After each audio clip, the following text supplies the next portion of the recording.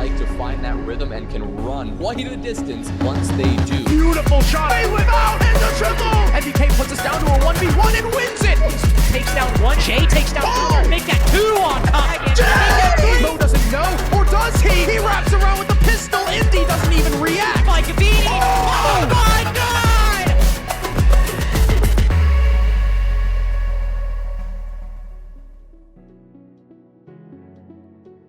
What's up, everybody, and welcome back once again to E1. I'm Harrison Crow, and I'm joined by the wonderful, the tall John Fellowcast. And John, today is a good day. We get to promote some teams. We already eliminated two. Now we're on a much more positive note.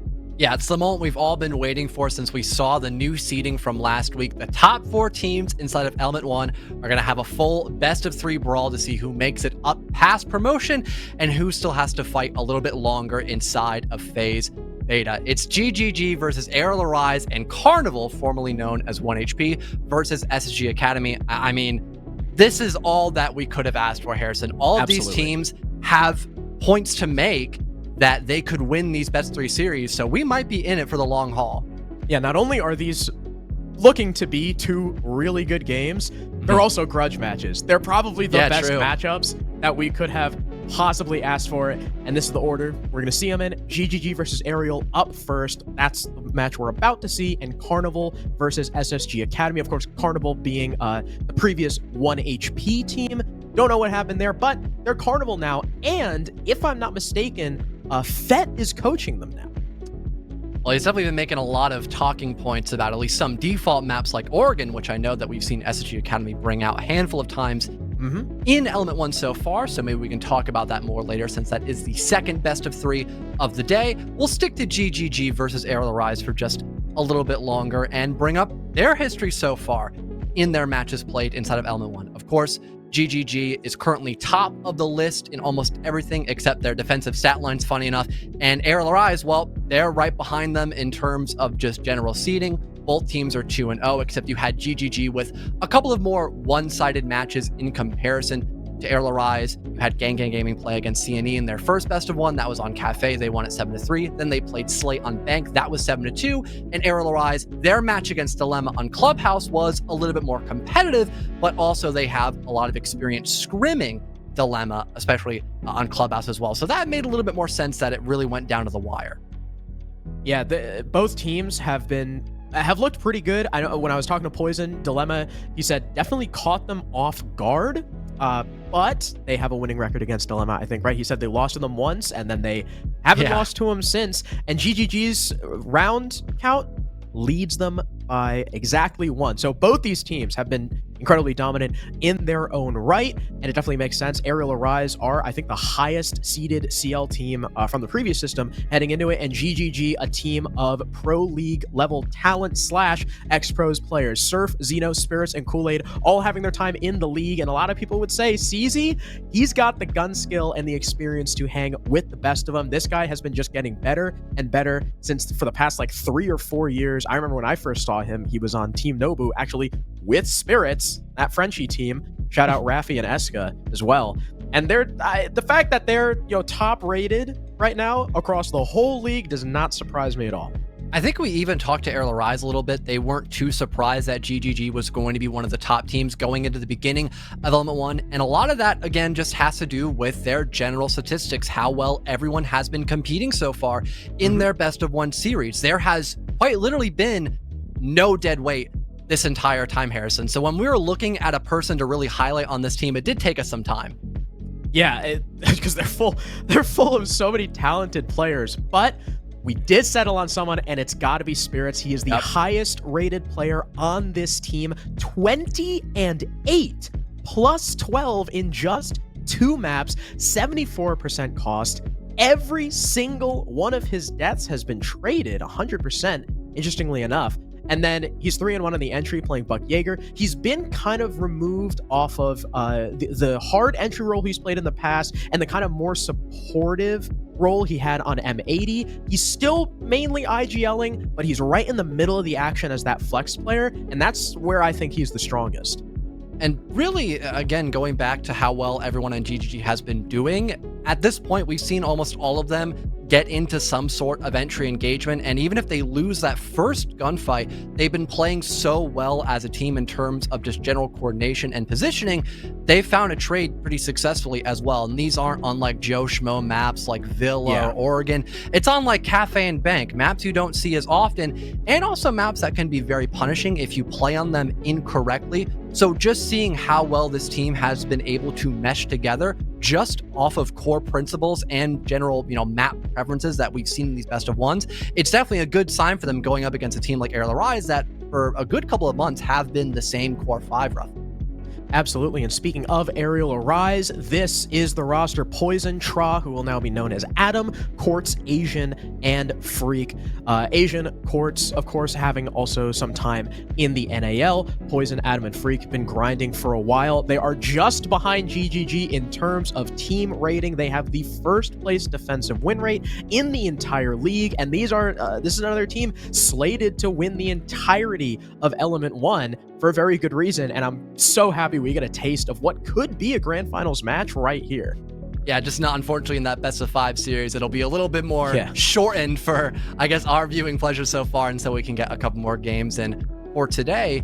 And one of the more interesting things for Arial Arise has, again, also been some of their entry consistencies, but also inconsistencies as well. We have taken a look at their dilemma match more specifically, where that was a lot more back and forth on Clubhouse. And there were moments where if they had lost the entry, like someone for Poison, for example, if he dies in the first 30 seconds, well, they just kind of remain stagnant because they just lost their hard breacher, for example. So being able to tighten up in the early round, and like we saw them do later in the round, kind of the same point I made earlier at GGG, just playing for more consistent trades and making sure everyone's on the same page and not trying to over elaborate on some of the maps, that would probably be the right remedy against GGG, just so they're not losing out on valuable operators for the late round.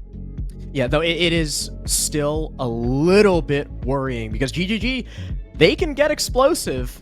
So if Arial Arise haven't really, tightened up that entry game like you talked about, they can struggle. Dilemma, we're catching them off guard. And I mean, look at the guys on GGG. You got Surf. You got even Kool-Aid can get aggressive on the smoke like you saw him do on Bank. It's going to be tough for Arial if they don't tighten up that early game. Similarly to GGG, there's so many highly rated players on Arial. It was kind of tough for us to pick out the number one guy, but we ended up going with, I believe it was Freak, who similarly to Spirits has really good numbers. He's 20 and 12 plus 8, 75% KOST. So his traded deaths though is, I think that 100% was just a graphical error, but Spirits traded deaths is pretty high. Freak also similarly pretty high. That's 2 out of the 12 or 1/6 of his deaths. A lot of those untraded ones though coming from the Dilemma Esports game. Freak would oftentimes get picked off on that extended roam, and we're going to hammer this point probably the entirety of this match. They've got to play closer to the chest. GGG have very capable entries in Surf, CZ, and Spirits. Arial Arise have to make sure that if somebody's going to go down, there's someone there backing them up. And it wasn't necessarily Arial Arise just having an awkward roam where they get caught in a crossfire, and it's Dilemma doing a really good job of just isolating someone. A lot of opening deaths, especially in the first half, came down to someone just going for a spawn peek. Just something that was really cheeky. They were hoping to throw Dilemma off guard and get a free opening kill. And then the polar opposite happened. Luckily, there were a couple rounds where Dilemma just took way too long, or they would get traded, and Arial Arise would still win a majority of those rounds, especially based off of how strong the operator selection was that they had based on what ops were left available after the fan phase. But we might not see that same, I guess insurance policy for Arial Arise if GGG gets some sort of opening kill, because again, everyone on that team is consistent in the frag department. Yep, absolutely. And this was a big conundrum we had, right? Like, do we play Spirits and Freak as the comparison? Do we do individual highlights? But at the end of the day, there's only 2 real players we can compare in this game. It's Kool-Aid and Poison. These guys have been playing against each other for years now. Years. They're one of the biggest rivalries we have in terms of IGL players or support players. Jameson so far has a higher rating with the 1.19. We do know that Kool-Aid is more of that frag support style of play. He's +1 on the entry. However, Poison has a higher survival percentage and does play the smoke and, more important, attacking and defending ops, whereas on GGG you have more of a secondary support in Xeno, who will also pick up the smoke. He'll pick up that hard breach. Even Spirits will do it too.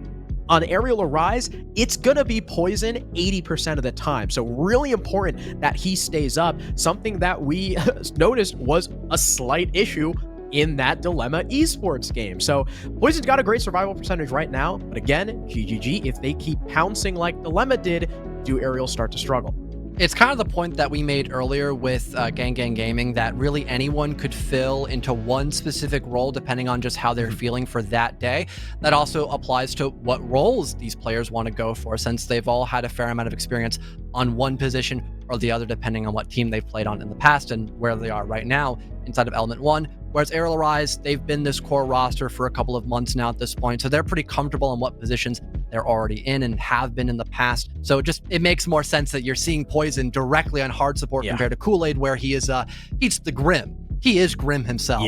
Incarnation, which that's really funny too. That is funny. Attacking operator is Grim. Never thought I'd see the day you have Grim as your most played operator under any statistic after maybe like one map max. And speaking of maps, but he's here.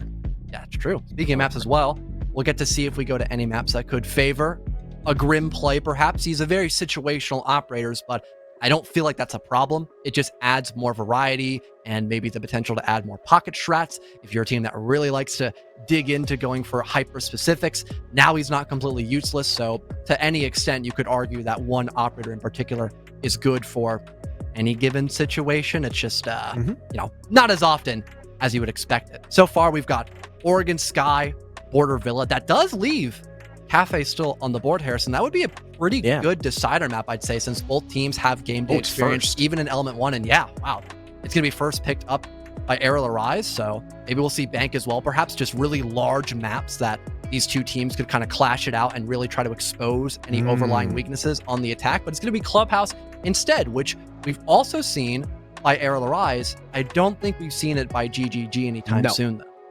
GGG have played Kafe and Bank so far. Arial Arise have played Kafe and Club. So the bans all really making sense so far. Both teams ban Oregon. GGG not a big fan of Sky. I don't think Arial wants to take a team like GGG to Border. Kafe and Clubhouse makes a lot of sense. Arial feel as if they have a really good handle on Clubhouse. Sway and Cinta Negra have both proven to be on the weaker side in terms of teams in Element 1. Arial Arise won their game against Sway 7-1. GGG won against the Mexicans 7-3. Clubhouse, though, Arial Arise looked, they showed weaknesses against Dilemma. I'm kind of surprised Arial did not ban it. GGG pick up Clubhouse, and then our final map is Chalet. So, Bank not on the board. GGG should have more info in terms of the entire best of 3 than Arial do, but I do know both teams are fans of Chalet. Honestly, I'm kind of hoping that we see that third and final map. It could be a long-winded best of 3 series, but I mean, Chalet, it's kind of a core staple to Siege since it's been in the pool for such a long time. A lot of people enjoy going to this, even in best of 1 series. And although it might not be as big of a map in comparison to Kafe or Clubhouse, it's not something tiny like Oregon. There's still 3 major floors you have to be concerned about. There's a lot of different play styles you have to take in a factor when you're going on Chalet, and a lot of extensions are favored on that map too. So you could see an opening gunfight or a run out in like 30 seconds tops, and that could change how the entire round is played out. So there could be a lot of potential for some flashy plays, which Arial Arise and Triple G are known for.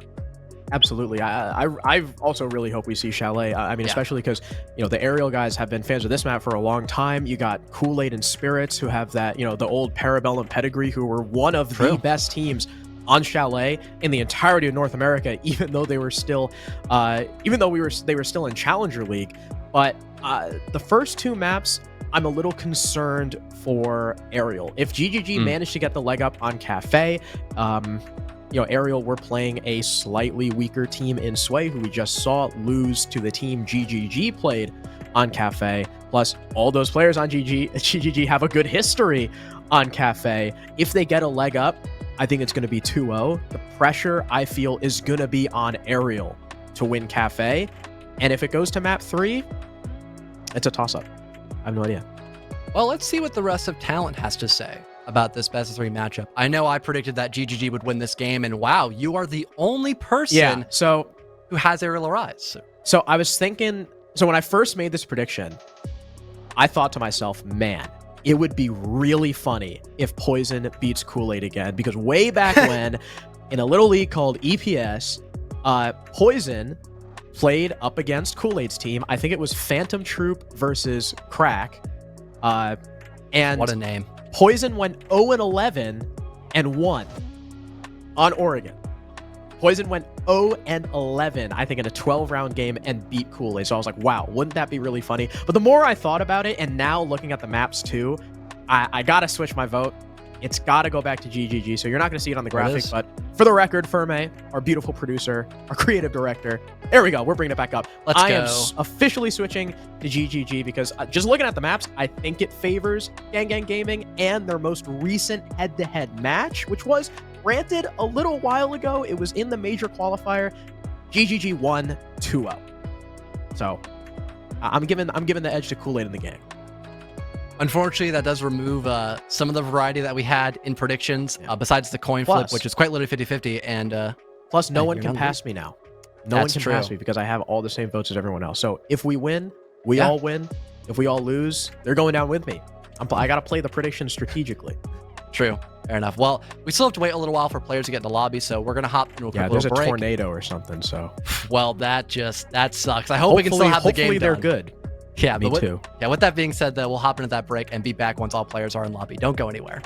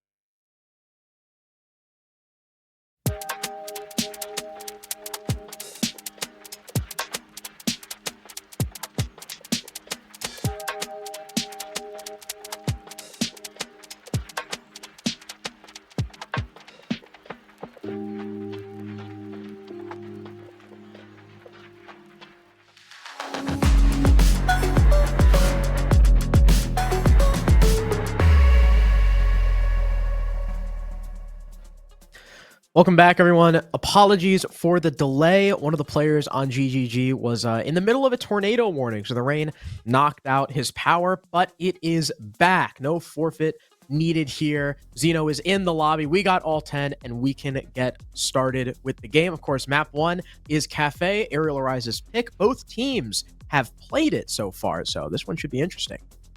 The idea for Arial Arise wanting to go here might be just sort of the fact that I believe Triple G had a little bit more rounds played on this map, and also just based on how aggressive they were, there isn't really a lot to go off of besides maybe wanting to target ban an operator like Ying, for example, which I believe was played a handful of times, both by Arial Arise themselves and also their opponents for that best of one series. So I might see that by Triple G, or we could have something else on the attacking line, maybe something like a Nomad to enable more flanks in the late round on one of those main staircases of red or white.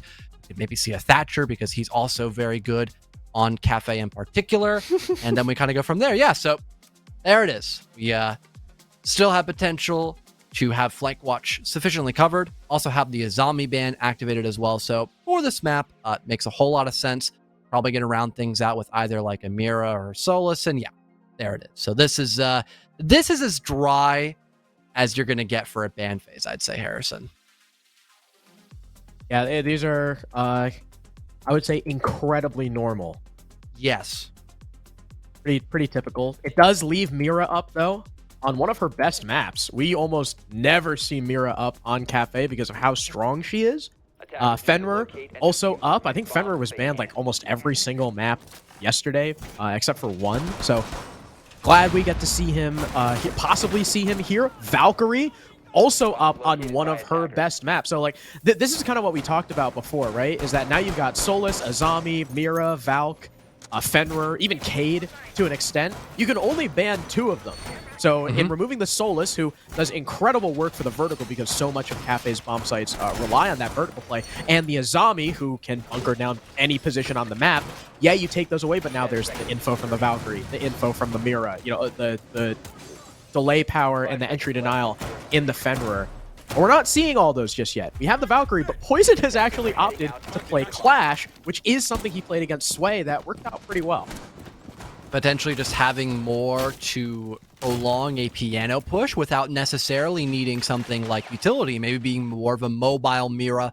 So the same thought process of gathering info and working for picks with those black mirrors can now be implemented pretty much anywhere on the map and not just 2 set locations. Also, if you want to get really analytical about it, if like the black eye cameras and a bulletproof gets destroyed, Clash can still again be, you know, mobile Mira, so that gathers intel for you, and that could be played off of a Nitro Cell down below. And speaking of that flank potential, if Valkyrie were to want to come back up above after utilizing that C4, there is flank watch being taken into consideration by Zeno on the Nomad, which we talked about briefly during the operator bans. And every other operator here by GGG looks pretty darn normal. You've got Capitao, maybe to try to help for the post-plant position with those smokes and firebolts to create a lot of space, a couple of nades and stuns to get rid of those power spots if there's a shield nearby. And also for Capitao specifically, again, we go back to Clash, he could theoretically be a really good hard counter just to make it easier to deal with poison, but that's if all of GGG can coordinate to deal with him effectively. You also just see CZ's setup on the G3. Yeah, Angled grip suppressor. That guy's getting no recoil mitigation. We also, something we haven't talked about is not only do we have the Clash, but the dodge to support as well, and this is why. They've got the counter with the Capitao. It's going to force Poison to back up, and he's been dealt a lot of damage, but should the Doc be in a good position to help, none of that damage is going to matter, especially now that Freak has 2 kills playing in Pixel. Zeno up first. CZ to follow. You knock off the Nomad, one of Clash's direct counters. You also take away 1 set of nades. So GGG have lost 2 picks. Not only is that gun's gone, but incredibly important utility. Luckily, you've still got the Capitao up. So that's something, but it's quite a loss of manpower. Now for GGG, they've also lost almost all their grenades. Surf only has 1 in his back pocket. He'll look to deploy that inside a freezer, and that might connect onto Adam, but he does dodge it for the most part. Asian catches 1 off screen as well, and Surf's been injured down below by a Nitro Cell via that Valkyrie. Quartz rounds it out with a finisher on a Kool-Aid, and it's flawlessly done at the start of round number 1 by the defensive side of Arial Arise. An impressive start, needless to say, and funny enough, that Clash, although we didn't see Poison doing a lot from the very get-go, he still caused a lot of chaos by just distracting all those players by the white window repel, which might have helped Freak just try to isolate everyone that was by the pixel side of the map near the piano window repels. Yeah, I'm thinking maybe it was the rush to capitalize on the Capital Firebolts maybe caused GGG to pull the trigger a little bit early and funnel right into Freak. So 2 huge kills from Pixel, Asian, another 2 as well on that Valkyrie helping cover. The Doc, as we saw, healed up the Clash too, so Poison could get right back into the action and call out the info for his team. That was a really well-played Clash from Poison. So now Arial Arise lead 1-0 after defending Bar and Cocktail, and typically we'll see reading next. Kitchen has kind of fallen off a little bit with some teams. Now that, you know, the top-down complete vertical play is so powerful, you can also go for a bakery direct, a white direct. There's a lot of options for the attack when it comes to Kitchen. Arial Arise are trying to mitigate those options by extending all the way upstairs. They got the Oryx, the Warden, hell, maybe even the Yokai drone, so the Echo could go upstairs and assist this roam with the info. You've got Fenrir, too, for entry denial to combo with the smoke. So a lot of roam presence, and then should GGG take too long, a lot of denial as well on the site. Yokai used to potentially gather any intel if we end up seeing GGG opt to go through the garage side of the map. It seems like there's a bigger focus on starting out by Bakery, already that shield removed. And again, with the lack of Jaeger and Wamai really seen, besides, you know, that one caveat of round number 1 where we did at least see the Wamai, there isn't going to be a lot that Adam can rely on anymore. Playing inside our Bakery, besides his own Yokais, which you mentioned are so far being used more for the extensions of the defense rather than, you know, used a bit closer towards the site by Bakery or the objective directly. GGG, although they put a little bit of pressure already by Bakery, they're still focusing on that top-bottom clear that we mentioned during the prep phase, setting out some drones in this first minute, and even having CZ right behind some of that piece of utility. And he damages Freak to a fair amount of damage, but it seems like he's been able to fall out with the help of that Rima dash. So far, just a bit of pressure gathered here by GGG, but no initial kill. And as soon as they get found out, both Freak and Asian drop back to the site. So no more roamers at all for Arial Arise. GGG don't get a kill off of it, but they only took a minute to flush those roamers back, meaning that Surf has plenty of time to go to work and start reconstructing this floor with his skeleton key. Something interesting from GGG too is that they've got the Monty. Typically that screams Bakery direct take, but instead Kool-Aid's probably been droning in those entries. That was probably him on the drone leading CZ in, and now GGG have the full control. As he's struggling to get down the hard recharge. There he goes. And now, once GGG feel comfortable enough to go for that execute, that Monty is going to be a aggressive and intimidating presence for the defense to deal with, though they do have the Echo, who could force a Monty to drop his shield. Maybe dropping down. Ooh, nice shot by Asian. Spirit trying to get the lurk around by Bakery double is just destroyed by the MPX. Like you mentioned, having the Montaigne try to push down into sight, it seems like he has a diffuser, so maybe he'll try to play for that post plant instead of hovering with somebody. Maybe a freezer drop? Yeah, that seems to be the idea here for GGG. That's the other thing, yeah. Yeah, so that's probably going to be the name of the game here at 40 seconds. No more Toxic Babes left, so really that Yokai is the only thing that Arial Arise can truly rely on. That and the fact that GGG haven't really pushed Arial Arise out of these extensive positions like Kochek and Bakery, which could be really damaging, since apparently GGG are going to try to turn around and try to go for Bakery instead. Oh, what a shot from CZ dropping off the roof, though. Great info from Kool-Aid being called, and he forces the Echo back. The Quartz reclaims the man advantage. Kool-Aid's just going to go for the fight and lose it as the rest of his team falls around him, leaving only CZ. The Jackal, who came in to support, but being distracted, took too long to walk into prep with Kool-Aid. That's going to be another round for Arial Arise. I think for Triple G, they kind of noticed that if they were to go for a plant down by the freezer drop, it wasn't going to work because there were just so many eyes focused on that part of the map. That, and they also didn't clear out anyone who could have been extended by VIP, for example. So the idea of a retake could have been something that Arial Arise could have gone for, even if there was vertical pressure established up above. So it seemed like they want to try to go Bakery instead and go for something a little bit different, maybe catch Arial Arise by surprise.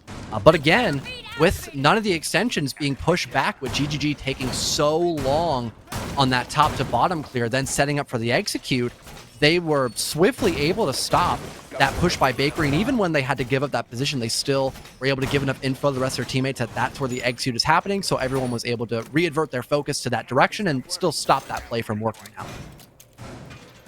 Plus the time. GGG took way too much time to transition, and I think it may have been the lack of kills on the vertical. Maybe they expected to get more from it, and they kind of like wasted time fishing for picks. That's kind of my only thought, because typically a Monty is supposed to speed up a take like that. So, or maybe figuring, the white presence was too much, they couldn't go for a freezer drop and just made the decision to swap to a front take too late. Either way, really well played first 2 rounds from Arial Rise to capitalize on those mistakes. No clash, but still the Capital comes out from Spirits once again to aid in this top 4 take. CZ back on the DMR, back on that Lion that we saw really impress in his first couple games too. They've got the IQ now to try and counter that Valkyrie, which is also feeding a lot of good intel to Arial. But Arial are playing very forward with it on this upstairs. I remember when we covered that first best of 1 on Kafe, Zeno had like 9 kills and only 1 death in the first half with DMRs. So yep. maybe having the crutch weapon back again could maybe. And then he only had like 2 kills on defense, I think. I don't think he had like any. I think he still had 9 and just kept dying on the defensive side. Yeah. Funny enough, I mean they didn't give bro the Rooney DMR. So I mean, what were they going to expect, right?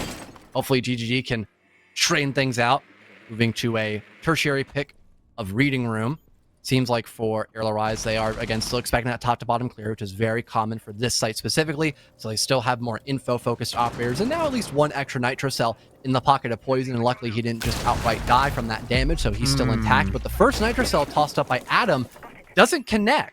So that's one unfortunate miss by Arial Rise, and it seems like some of the info might have been lacking there in that position, and hopefully that will not be the same case moving a little bit deeper into this round.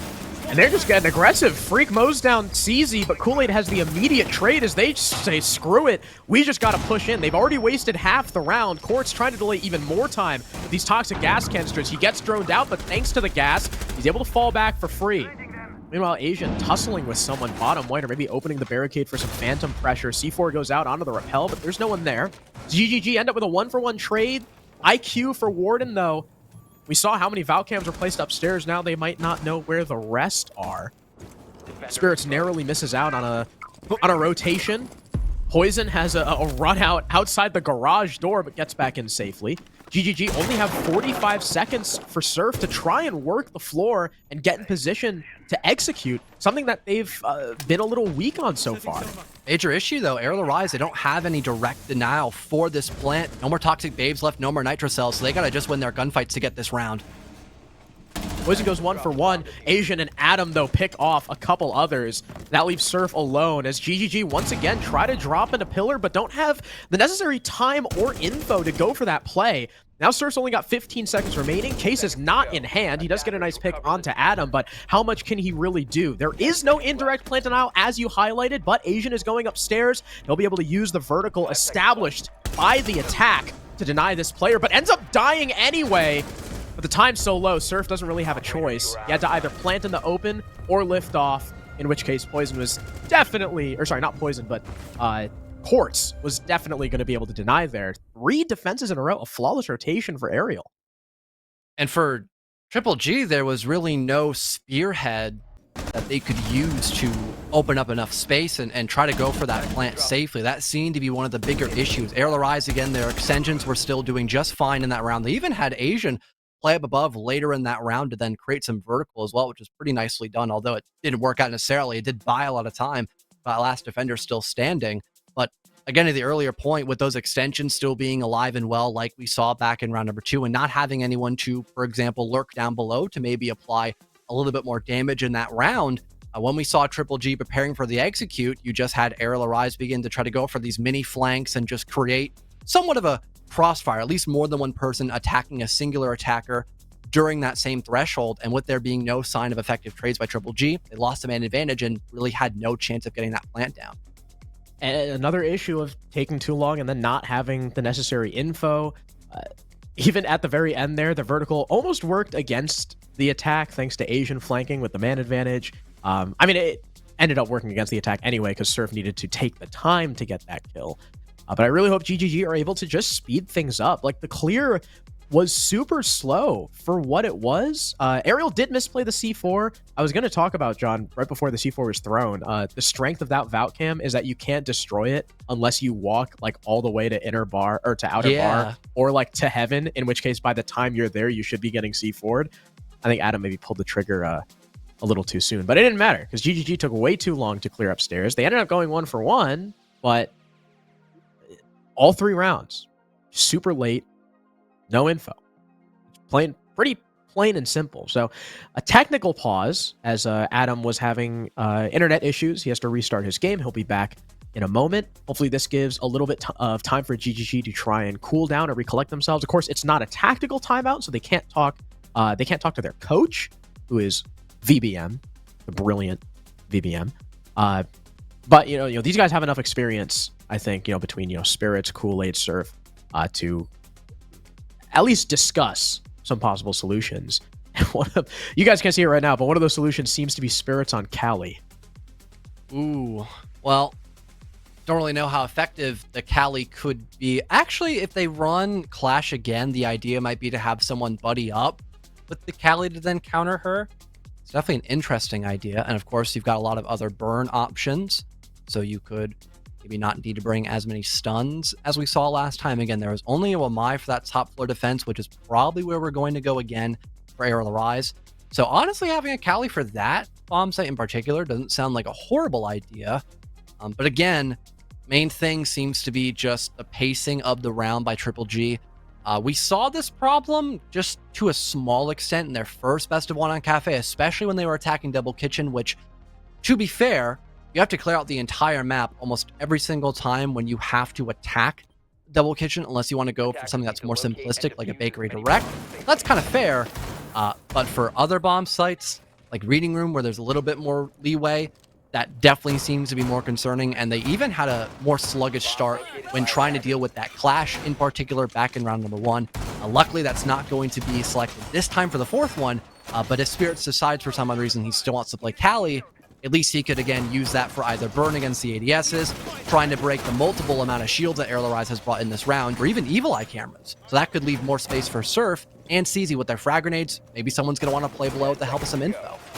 Speaking of the Evil Eyes, not just the Maestro, but every single operator on Arial Rise's lineup is different from what they had in round number 1. Round 1, it was Aruni, Valkyrie, Wamai, Clash, Doc. Very info and denial based with that Aruni Wamai combo, and then you have the Clash, Doc, and Valkyrie. Now, Jaeger, Frost, Warden, Maestro, Fenrir. So you've got still plenty of info with the Maestro, the bulletproof cams being brought by both Fenrir and Jaeger. You could even consider Fenrir's gadget to be info itself, but you can see they're pushed a lot more forward with that shield placed in Freezer, and they've got plenty of long-range weapons between Frost and the Warden rocking those 1.5s to challenge the long angles from Freezer and Pixel. GGG already were pretty stumped when that Clash came out and they were fighting against the Wamai. Hopefully they don't have too much difficulty here. I'm thinking too, maybe the Clash was to try and counter the maybe the Cali was meant to counter the Clash, which is no longer here, but they're still able to get some destruction off onto, the Evil Eyes and the shields and such. It's not useless. Exactly. So luckily they're going to have no sweat getting the ticket wall opened up, breaking down some of that info as well. Might be a little more difficult for someone to get in the building and break that shield by Freezer because there aren't too many angles you could use outside to get that off the board, especially with one of the walls being reinforced by Freezer and not both of them being opened up. Luckily, you've got the Ace and also CZ already dropping down from red, trying to put some pressure down by both Ticket and Cigar Shop, looking for more opportunities to either work a gunfight or just tag up a couple more pieces of that utility game. And so far for Arial Rise, they're just playing patient here. Minute 30 is already burned away. They still have a lot of power positions they can work off of. So as long as they don't really try to overextend, this should theoretically be a very simple just 5-on-5 conversion here. Again, so long as this utility can stay up and they don't overextend. At the very least, though, speaking of staying up, GGG have all 5 of their members still alive by the time they start taking piano control, so there is that, and now they'll get the first opening pick. Kool-Aid on to Freak, though CZ's been downed. He'll likely be resable, though, so he'll be back in a 5v4 shortly. Spirits, I'm not quite sure where the Cali actually is. I was going to mention he could be providing long-range overwatch, but... Oh, he's in the building. He might be watching Whitehall. There is someone on the stairs. CZ gets tagged up, I think, by an Evil Eye. So now he's even lower HP as a man in the building. The only guy still outside is Xeno, who is providing, I think, overwatch from the skylight with that DMR. As Poison picks off Kool-Aid with the 81, a headshot will put your primary planter on the floor and make matters worse as CZ is still just 1 point of HP. 30 seconds now remaining, and 2 more bodies fall. Make it 3 on the side of GGG, and that's the round. Arial Arise completely stumped the GGG attack upstairs.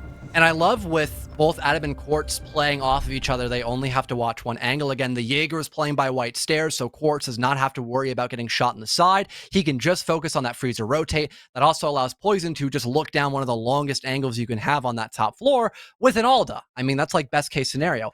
And what also made all those positions even stronger than what you would expect them to be is the lack of cocktail pressure. Any pressure on that side of the map was just non-existent by GGG. It really feels like they're just playing hyper simplistic in these attacks, and it's backfiring because Arial Arise just refused to give up any kind of map control that they need to win a round. Sure, you had a couple of hiccups like Freak getting very aggressive and trying to fight for a 1-for-1, but that wasn't a big concern because they didn't need an over-excessive amount of angles in that position, so they really only needed 4 players alive, best case scenario, and let's say Freak got a kill, then just died, that's less players GGG can use to play for trades or get someone on that window of help, which never happened. Looks like GGG are running back the Monty strat. Arial Arise also running back the same strategy they had in round number 2. With the Echo, the Fenrir, the Smoke, Entry Denial, Abound. GG did do a great job of forcing the roam back early, right? It was like sub 1 minute by the time Freak and Asian had fallen back, but it was that transition that really hurt them, taking too long to fish for picks. They do now have redundancy between the Buck and the Sledge, hoping that's going to speed things up. But still, I mean, just because you have more soft breach doesn't necessarily mean that Arial Arise are now going to expose themselves to those angles. We didn't really see that happen last time. Again, there were still players by Coatcheck, VIP, 2 defenders, and Bakery. I think they only had 1 person officially anchoring in the objective, and that was over by Rice, which is not the easiest spot to get vertical in all the time, so it wasn't really a big concern, and Spirits is dead. There is a trade by Surf. The Oryx is taken down, but that redundancy is no longer a thing. And also, half your Heartbeat charges are now gone, which isn't a major concern for this bomb site. If you really needed to get a new angle by Freezer or get a new angle by Prep / the wall that leads into site, you can still do that with Montaigne. It's just a lot more limited. And I think, again, the biggest issue that GGG has to now worry about is just the lack of vertical they can get done for a fast amount of time. Sure, they got Jackal Shotgun, but that's something compared to a Skeleton. Absolutely. The Jackal Shotgun actually kind of sucks. No matter how you look at it, yeah. Luckily, I mean, like you said, redundancy is there. They've got the Sledge. They're going to try and combo the Shotgun with a nade, though. But Surf doesn't get it off in time. At least the nade drops. So it's not going to be a suicide / team kill. They got the nade off first, but Surf is going to be very low HP. And he's still going to be the main vert guy. So he'll have to be even more careful, which could make this vertical play even slower. So worried about getting shot a singular time, and ooh, it almost happens. Surf just dancing around death. Adam's able to get some info. The Montaigne's pushed in by Bakery, so he'll fall back and dodging the vertical as well. Imagine having 2 people working at the same time. You might have seen the Echo and those Yokai's gone. And oh my god, Papa P, he's up above and getting on his phone to stop the call from happening, and no one's challenging him. What is this? I don't even know if they have drones up here. Surf has backed off into train, so it seems like he's aware, and he's banking on the fact that Poison doesn't know where he is. CZ gets the opening kill on the site onto Asian. The verticality attempting to be played by Poison. Surf finally swings him. The plank goes down from Kool-Aid, and we see the adjustment come through from GGG. The Monty coming through earlier, forcing the defense back into sight, and finally the vertical comes into play. But Adam's got something to say about it as he takes down the Planter and Xeno. Now in a 1 versus 2, he knows Surf is still upstairs, but he's low HP. If Adam gets this kill, this round becomes very winnable. Surf has once again backed off, knows that he has to play passive. They probably got info on this. Adam looks the wrong way for just a second. Surf can't land the shots, and it's a triple for Adam. But CZ's playing so passive that the Echo, unfortunately, really not going to have a chance here. I don't even think, he can't even get back to the diffuser in time. So the adjustment from GGG, bringing the Monty down way earlier, works out in spades as CZ cleans up the Echo for the first attacking win. And don't get me wrong, I like the idea of having someone play above, because if you kill that vertical player, that's one less thing you have to worry about when going into a retake position during that 4 versus 4. But having it as your smoke, one of your only operators that could waste time and stall that execute from happening, that seemed to be the bigger concern for Arial Arise. So once GGG had realized they need to speed up their, beginnings of their attack on the first floor, which they ended up doing so, and they didn't have any utility to worry about, it was a pretty clear cut, just walk into site, play off the Montaigne who's gathering info for us, and then try to get the plant down. And the site was cleared up, and, again, Poison died. There wasn't really much that Arial Arise had left for them during that post-plant, even though Adam still made it really close in that position, doing a good job of isolating a lot of different one-for-ones in that position. But, one round loss, not a major concern for Arial Arise. They will now be heading into Mining Room, funny enough. I didn't think we would see this from them, but now having the Mira in play, this is definitely going to make holding Piano a lot easier in comparison to not having her on the board. And with the castle, that also does limit the windows that GGG could try to hold to then try and break those Mira windows. And again, with the bomb site being pretty much right underneath a lot of these mirror windows, or having a position that's close to the bomb site being held underneath the mirror window, it's going to be really hard to get vertical down to break those mirrors as well. Come on, John. We got Poison here. You really think we weren't gonna go to mining? That's a fair point. How naive of you. As Carter said, my sweet summer child. That was crazy. That was so funny. Carter is a funny guy. Yeah, he is.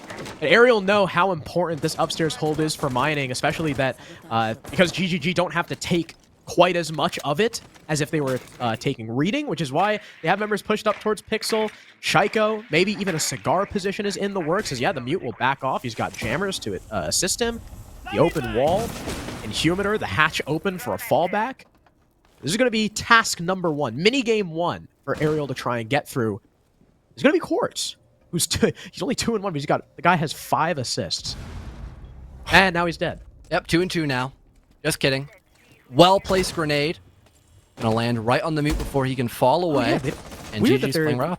They're doing that with no Jaeger or Wamai, so that was kind of just a free nade. I guess he was hoping to hear for sound or having some utility burned out beforehand, then a nade's toss, giving him time to fall away. But either way, GG play off of that very well, and there's no one on the Mira. So this Capital Bolt, sure, it clears out the position, but it doesn't really get a free kill off of it. And the fire is already gone. So theoretically, someone could look to reposition themselves by freeze or go to retake that, but some damage being dealt over by the C1 mirror window is also going to limit some of the longer angles that Arial Arise could try to hold. So in this first 2 minutes, things have been going phenomenal. And there's the lurk from down below that we were missing last time. The improvement has been phenomenal so far in these last 2 rounds for GGG.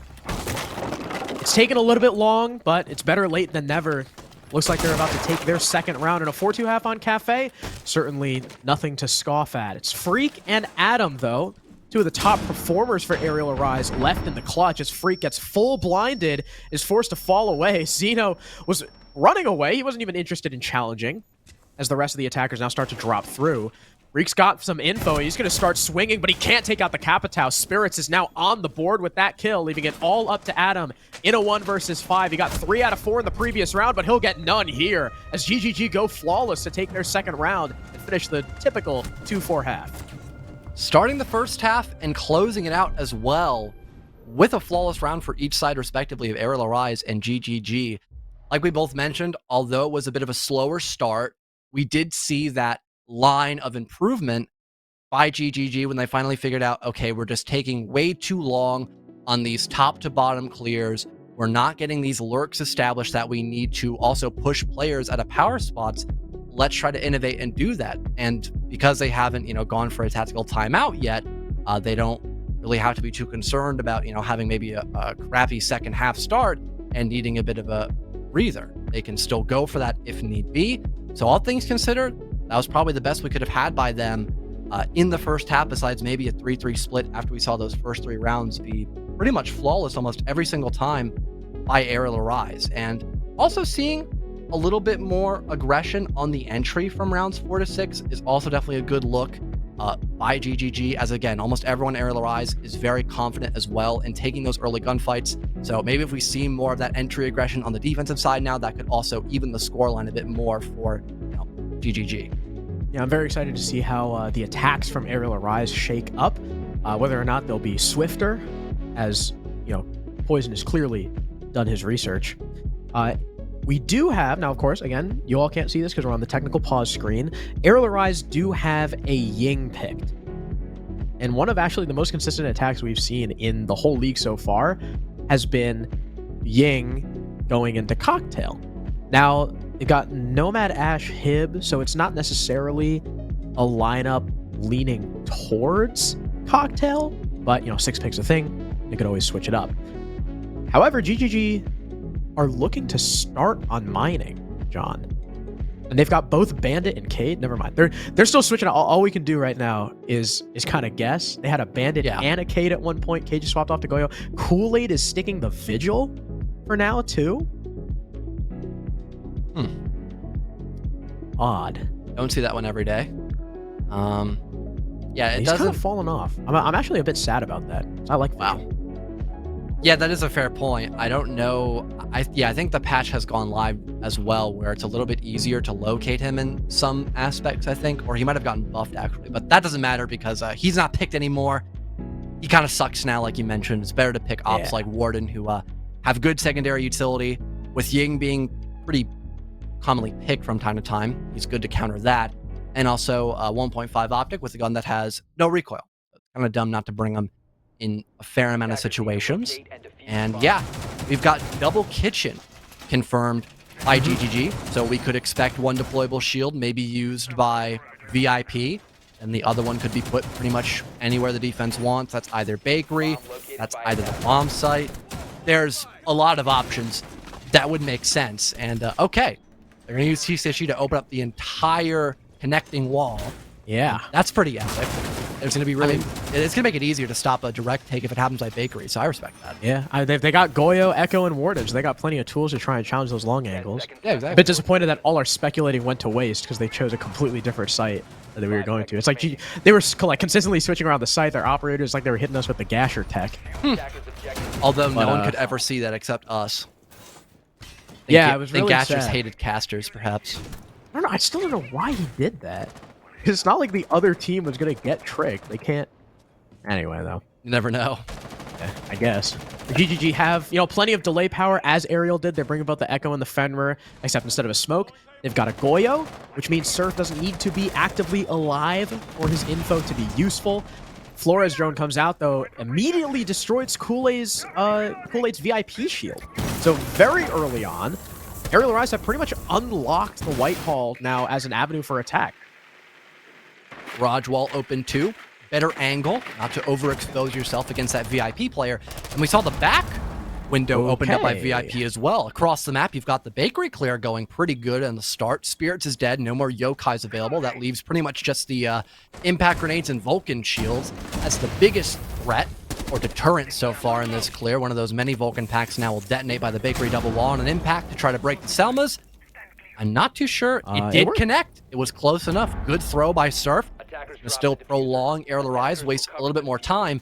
But with them having a Ying, they're probably not that concerned about time waste, so long as they can clear some of these lighter extensions by VIP and Coat Check, for example, which the smoke, I think, is used to isolate. And wow, the Flores drone as well to look for a cheeky kill and maybe push off that. Yeah, no one pushing off that Retero. Unfortunately, though. yeah. Also, kind of wonder how Spirits died. I don't know if he was peeking or like he got wall banged or what have you, but losing the Echo this early is certainly not great. CZ's getting bared down upon from either side with the Jackal now coming from red, but his position is now known.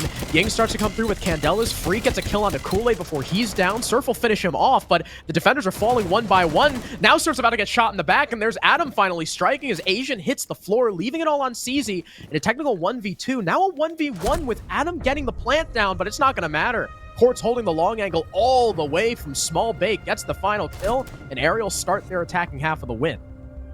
Like you mentioned, they find that first opening pick, a pretty important one as well. That leaves a lot less utility on the board for Triple G, and they still played very coordinated, using every aspect of utility that they had to their advantage, throwing a smoke by Coat Check, cutting off the player who could be either by Whiskey or the back of VIP, a Rotero drone to maybe flush out that player by Coat, and if someone's down by Small Bake, it could even try to hop in and try to kill the guy when he falls back. A bit of a risky move if you don't have info about Bakery directly, but with them killing someone and also slowly beginning to open up that prep wall, you could imagine that people in Bakery would probably have left by that point.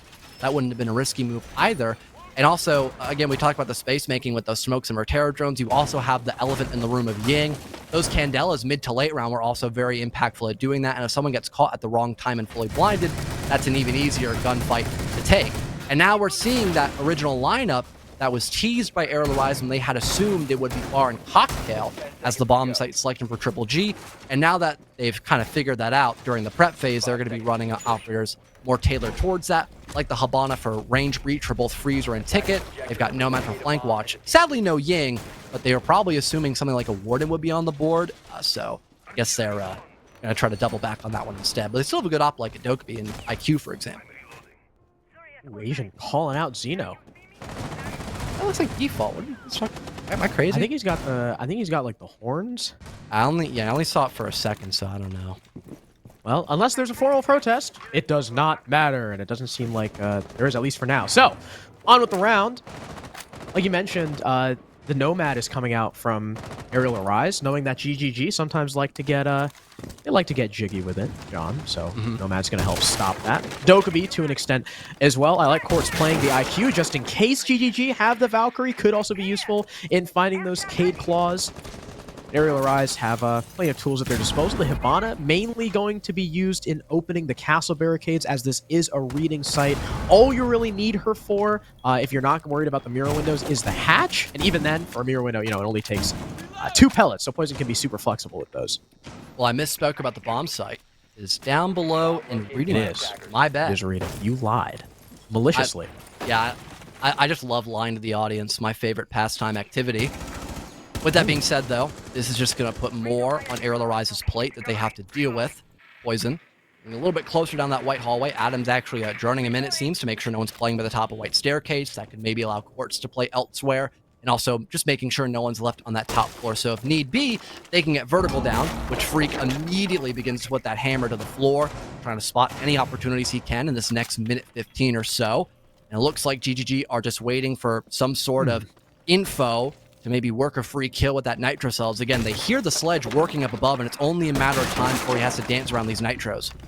But it's Poison with the leadoff kill, the Hibana, as he's immediately traded off by Surf. So he does get a C4 off the board, though. That's not the one that was pre-placed. It goes off, but it's just slightly wide. The 3 armor of the sledge able to eat the C4 and ask for more. Xeno, the next player down, as Asian cuts him down from Pillar, looking to flank through Train.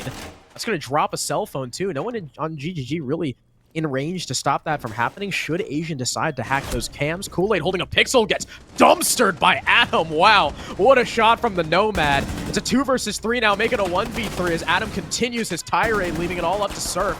He's got 10 kills. He'll make it 11, but Adam takes him down. All 3 of the final kills going the Nomad's way. And now a 6-2 advantage for Arial Arise. It just felt like in that round, Arial Arise were one step ahead of Triple G. I mean, they had Asian already down by Pillar, as the rest of Triple G is still trying to deal with that vertical. They have no idea someone's playing there. And it did feel like there was just a general lack of intel. I was going to make a point about your Logi Bomb discussion, maybe having the Dokkaebi go downstairs, pick up that phone. It wasn't really needed. The most they had, I think, was just, you know, a singular bulletproof at that point. Yeah. So with that general lack of intel on the board by GGG, and with Arial Arise just being so fast in that round, it left them more vulnerable to some of those one-on-one engagements. Again, we saw Poison just, I think he dropped a fuser and then just went for an aggressive play. He got a 1-for-1. Then you had Asian again already down by Pillar. He gets a freebie and has so much control over the middle floor of the map that it allows the rest of Arial Arise to continue their way downstairs and focus more on, I guess, the side objective of Fireplace, and look for some of those, you know, longer angles where GGG are trying to contest, but they just simply can't, because they're kind of forced to play a bit farther back with how much control Arial Arise already had. 5 seconds left before insertion. Now Arial Arise look like they have a Monty attack of their own. Yeah, interesting. As Poison brings it out. Still the Nomad being brought from Adam, who, by the way, is 12-3. That is a 4.0 KD for those of you who can't do quick math. In 8 rounds as well, John. That's a 1.5 KPR. That is impressive, especially on the roles he's been on. Yeah, like secondary support, almost hard support. Yeah, so far he's been he played Echo for 2 rounds, Mira, yeah, and now he's been on Flores and Nomad. This is a career game for Adam-Arial. It looks like it might pay off. Everything else can go according to plan for Arial Arise. A 4-round advantage and only one more round needed before we potentially see Clubhouse in this best of 3. Once again, starting off, same default, top to bottom clear, drones being tossed out by Poison. Seems like all of Piano is up for grabs, so someone will immediately capitalize on that. That will be Freak. Asian down by the snow doorway. I think they've realized there is just no one roaming on this top floor. They can calm that in the next couple of seconds or so. Of course, besides CZ, who spots the air jab, and Adam's gone. An aggressive play by Red Stairs pays off as only one air jab, I believe, was tossed out by Adam. And of course, we've got the man advantage. So besides that little quirk in the round, everyone else has fallen off, but now that they got the man advantage and they're playing for a more anchor-based composition, that is honestly all that GGG really could have asked for. And now with that opening death, John, Adam's KD and KPR fall to a lowly 3.0 No! and 1 1/3. What a fraud. And an opening Get this death. guy out of here. Absolutely. see In it. fact, his first opening death, but he's 0-1 on entry. Get this guy out of here. In all Can't seriousness, believe it. though, I think he only sent out one air jab, so might be missing a little bit of utility on the side of Arial Arise. Xeno gets a follow-up onto Asian as GGG seem to be pushing out a little more aggressively, figuring, you know what? If we just allow Arial Arise this control, they're going to do whatever they want, and Poison is alone in the site, caught between a Fear Mine and Surf's shotgun. So the Monty's dead. The nade not going to get the trade, and the round's pretty much over. 1v5 for Quartz as Freak tries to make a play and drop in. And the Buck kind of wondering what the hell happened while he was working upstairs. He gets surfed, so that's going to be 1 for his troubles, but might be a Pyrrhic victory with only 30 seconds left and 4 kills to find. Still, you know, the Echo on the board too if things get a little too dicey for this defense. And Xeno takes him out long range. GGG with a round number 9, so a bounce back round for them, but still a lot more work to do. They need to take an additional 3-round perfect site rotation just to bring us to overtime. Now the question will persist of which bomb site we end up seeing by GGG. I was going to say I would expect maybe Reading Room and Play, but Arial Arise did just win that, so I guess Bar and Cocktail does make more sense. It's still a newer site in comparison. We still haven't seen that Ying confirmed by Arial Arise just yet. Maybe when they figure out that Bar and Cocktail is the actual bomb site they'll opt to go for. I don't think Adam is going to stick the Blackbeard as well. It might have just been a Hey, you random never operator know. selection, but yeah, you never know. We talked about window repel presence. One extra bullet might be all that you need to save your life, and I think Blackbeard still has like pocket EMPs and flashes. He does, So he's not like, okay, he's not completely useless, but he's definitely not one of the best operators that you could bring when you have something like, you know, a Ying that you could have instead. And okay, apparently Quartz understands that, I mean, so he'll bring Think him. about it though. You sit Yeah, Blackbeard on the cocktail repel. yeah, that's what I was thinking. That I was mean, that was the old strat, right? Like on Consulate, you'd sit him on a repel. but yeah, On then Cafe, you've gotta- you'd sit him on a repel. But yeah, they're gonna boo, boo, boring. You know, this is one of the only maps that you can theoretically see like a Blackbeard pick. I know that we've seen it like, you know, teased a couple of times, but then it's always like re-picked off last second. Given again how many outside angles you can hold just on a rappel upside down, Blackbeard does make a lot of sense to bring out. But again, only one bullet you can suppress, so it's still a really big gamble. Speaking of odd operators, Poison's on Maverick for a top floor attack. Yeah. What is this guy gonna Mav? I don't know. What is the plan here? Because I mean, oh, you can Mav the hatches. You have a sledge. Like what? Is he gonna like work up to the bathroom and freezer wall? Don't know. We'll have to see, I suppose. Again, you don't see this operator very often, and you're gonna have to get up close and personal with him. So I am definitely intrigued to see how the rest of this round pans out, whether it's an Arial Arise win or not. Adam just gathering a little bit of info, seeing if there's anything He's on the ticket Maving wall. red, I guess. Yeah, that's I guess they don't okay, have to I run wanna anything see- for ticket. Okay. I want to see what does this Mav bring that you couldn't have just brought like Ace for, right? Yeah. So he So- Mav'd open red silently. That's it. The whole wall is open, so it's not like he's gonna Mav the freezer wall. I guess he can Mav the bathroom wall. and kind of make that defender a little bit more exposed. Oh, maybe to avoid the Cade, right?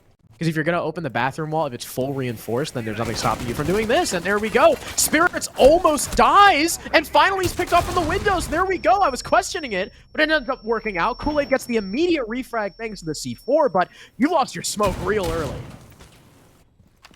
Honestly, for a one-on-one trade in that position, I'd probably got to give it to Arial Rise in the lead. And yeah, Poison just walks in. He's got a mirror window to work off of, and Xeno shut down. This Maverick has actually panned out a lot better than we anticipated. And it seems like some of that lack of aggression in the early round has now backfired against GGG, as they only really have a couple of solid positions they could use to work against Arial Rise. And again, you still have those Candelas and grenades you need to be concerned about in the next 40 seconds. The info, too, from Arial, I believe, confirms that every player on the defense is over towards the white side. An ill-timed vault from Surf ends up going 1-for-1 because of it. And it's Kool-Aid and CZ, the last two alive. The Candela's starting to come out. CZ picks off one on white, though. Turns around at the wrong time and flicks back. It's 3 kills for CZ. The Mira, the Vector, does it all in one mag. This guy is crazy, and he keeps GGG alive single-handedly. And the power of that natural cover, being able to ignore the Ying and still be able to fight those players pushing him by the white hallway, was just enough to keep Triple G alive. That was an impressive play by CZ altogether, especially since Arial Rise did so well in the early round and really looked like they had a commanding position to take map 1. And it all just backfired because the utility was favored more towards Cocktail than the Mira. He's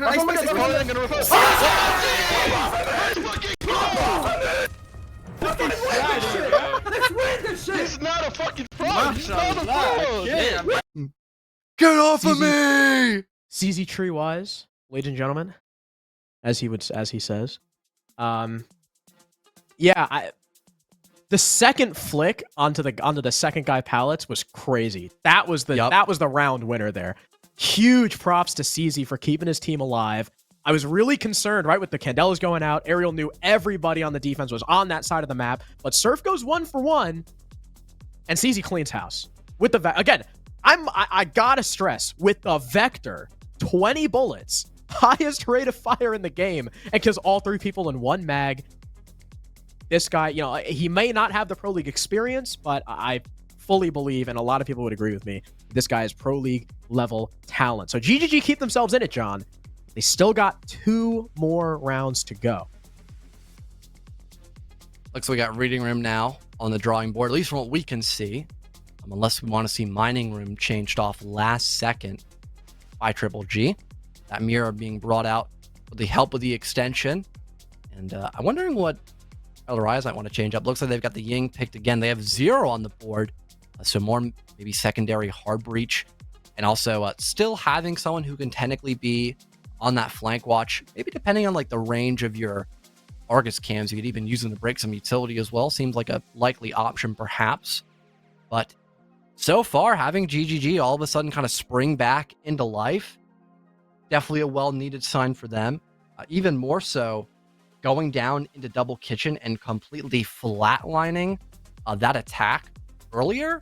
I feel like that's probably the more generalized, I guess, benefit for them so far. I guess the more reassuring round, because sure, you can have hero plays like that, but you're not always going to see them in every single round of play. So sure, it was an amazing play by CZ, but having everyone else still be able to fire on all cylinders on a bomb site like Double Kitchen, I think that is still just as impressive to make sure that GGG could have a chance of going into overtime on their opponent's map pick. Again, this is the place that Arial Rise wanted to go to start off this best of 3.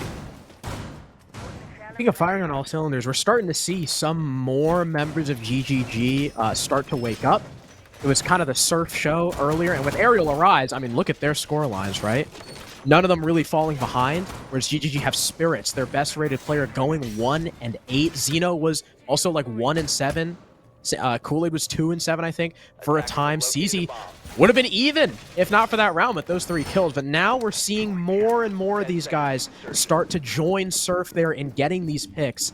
And if they can keep this fire going, we have a chance at a comeback. Something concerning, though, is that the success we saw on Kitchen from Arial was, right, due to really early aggression. Kind of same thing we saw from Dilemma, right? Get aggressive on Arial early, throw a wrench in the cogs, and they get tripped up. But Kitchen and Reading that they lost, And now Cocktail, that they almost lost, they've played very passively, very far, far back, with almost like a turtle mindset, and they give so much space to Arial Arise to set up with. I think we need to see the GGG that's running towards them, catching these guys as soon as they enter the building if they want to string 2 rounds in a row, especially here on Reading where they kind of got smoked. Interesting, Asian's playing down below in the first floor. Lurk. Looks Looks like he's drawing up round stairs as well. Yeah, he might be looking to lurk in this round as one of the thickest operators on the attacking side. He's got the grenades too. Theoretically, there are some spots you can nade from via below. But there aren't many anchors to speak of, so that would probably just be a couple of wasted frags. Seems like got some C4 tossed, or lineups ready to be tossed up here by GGG as well once they hear some activity down by the red side of the map. It looks like both Arial Arise and GGG are kind of anticipating some early action as there's a lot of aggression by Cigar Shop, and now it looks like they're prepared to try to get ready to fight them. But CZ catches Quartz from I don't even know where. And what? There's a hop by serve, and it's good for 2. That could be the round done and dusted by one simple play. Nobody expected it. He's finally dead, but the C4 by Spirits cleans up Adam, leaving just Asian still down below in the first floor to try to ace in this round as Surf is surely meant to be rezzed in the next few seconds. Ben Mine goes off, so now they know exactly where Asian's playing at. This could be the round that GGG need to tie things up even closer to Arial Arise as it's flawlessly closed out by Spirits. What a performance by GGG to just be 1 round away from overtime. 3 kills in that round coming from aggressive off-site play from CZ and Surf. Like I said, John, that's what we need to see. Just like on that kitchen round where they, as you mentioned, completely blanked that attack. We need to see more of that. It's what Dilemma did. It's how Dilemma took 5 rounds off of Arial Arise on Clubhouse, and we're finally seeing GGG lean into instead it. Of coordinating a push. And now Arial are going to try to The biggest adapt. thing missing from our attacks right now is 3, 2, 1, go. We're rarely calling it, and we're missing out on a ton. All you have to do, boys, you problem. All kind of doing things out of sync leaves you open for them to just win ones and then chain react for the rest of the round. Yeah. Make sure we have that consistent bite. Make sure we have a constant pressure on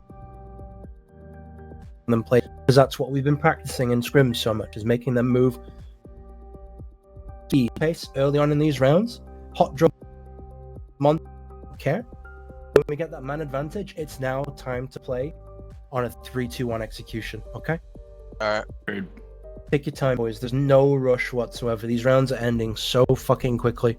Yeah. Take your. Of course, if you do not recognize that voice, that is the legendary Meepy. Yeah. Arial Arise have the Meepy as their coach. And as he's saying, right, GGG are getting aggressive and catching Arial Arise players alone. And that's the big weakness right now. Again, just like we saw against Dilemma, GGG are, I think, have figured that out. We'll see if they can do it again here on Kitchen. Arial Arise now have a Glass. What are they cooking? Probably What are they cooking? Probably a direct take with some smokes, perhaps. Gridlock as well, more smokes, track stingers as well. Aw, boo. Oh, they're probably gonna go above They have the Monty again, yeah. And they've got the Monty, so they'll be able to deal with the mirror windows, etc. Buck Sledge. Wow, I'm really upset. Holy That crap, first not the lineup was so crouch cool. freezer mirror. Kool-Aid has not given away any freebies by Garage, that is for sure. Well, seems like GGG once again want to rely on that roam, at least a little bit early on. Again, CZ playing by the red staircase. Actually, it might have been... Yeah, no, it was CZ. He was playing on Fen here last time, but now he's on the Thorn 1.5, which not really that shocked. We're seeing her a little bit more in play because of that new optic change. Sometimes it doesn't necessarily matter about how good the primary gadget is, so long as you have a comfortable gun to get kills with. And in this case, the 1.5 makes most guns pretty comfortable put in the right hands. We'll probably be seeing more in play. And yeah, look at that. There's Exhibit A. One of your only vertical players is now gone. The hatch? No No way, he got him on the stairs angle through the railing. Pixel? Damn. Oh my god. I was about to say, damn. That was crazy. Nice job, CZ. There we go. GGG with an opening pick on the sledge. And typically, if you're going to lose one of those two vertical players, normally you want it to be the Buck, especially in a lineup like this where you have no more nades other than that sledge. So GGG are severely handicapped now when it comes to destroying the shield, the bulletproof cam from Xeno, any other utility at all. Even, you know, yokais that are out of reach. Or barbed wire from a distance. They have nothing except 1 gone 6. But the man count's equalized. A Surf goes down to Adam. That's a huge bit of fragging power now gone from GGG. Although CZ has been stepping it up, losing Surf might hurt. Ping to maybe locate that yokai drone. Mute Jammer gone as well. Or be allowing for better info in the late round. Spirits, I think, catching that Twitch drone as well. He'll be looking to fall a little bit farther back, making it more challenging for Asian to break his own primary utility. So far, with things tied up now, 50 seconds left to go, it's once again the same problem that GGG focused on a lot of times on their attack, just clearing out the smaller extensions on that first floor. They're still selling by Kochek, still a player over by Bakery. And even Kool-Aid, I think, is playing by Whiskey. No one is on the bomb site currently because of all this vertical going down. I think Arial have noticed that, so they're just going to take the site completely with this Montaigne. Poison shoved himself in. There could be a C4 lobbed over the top of that wall, so Poison's got to be careful. It seems like they've got the There info. it is. Here comes the C4. CZ gets a pick. The C4 ends up team killing CZ. Quartz gets a follow-up on the Spirits to knock down the Yokais. And a poor bit of communication and team play from the defense results in a man advantage for Arial Arise, looking to close out the map with 15 seconds. The plant coming down, but vertical superiority now in the hands of the defense as Xeno's rotated upstairs, but no, he drops to try and flank this player. Xeno gets one onto Poison. That's the planter dead, but Asian and Quartz combine for the last 2 kills, and they shut down GGG. Aggressive play, not enough for the defense as they lose all their site players. And Arial Arise stopped the bleeding, winning map 1 7-5. And the timeout, even though they still lost that first opening gunfight in round number 12, it kept them composed just enough. And a really good call at the last second as well, acknowledging the bomb site was up for grabs and there wasn't much denial left in that round because they had to hide away all their yokai drones. Just hit the go button, play for a post plant with the help of that vertical, and let the magic happen. That was a really solid way of closing out the first map and still taking your selection of Kafe against GGG. But also, you got to commend GGG from coming in with like a 4-round deficit, moving in through a majority of that second half and bringing it all the way to the brink of the potential of overtime, Harrison. It went to all 12 rounds in regulation. It was quite the comeback, being able to string 3 in a row. But, you know, being able to figure out how to defend came too little, too late. Trying to come back with zero room for mistakes is really, really difficult. But that's going to do it for map number 1. Before we dive into the post map, we got to take a quick break, though. So fear not, we've got the stats, the replays, and map 2 coming up in just a few minutes.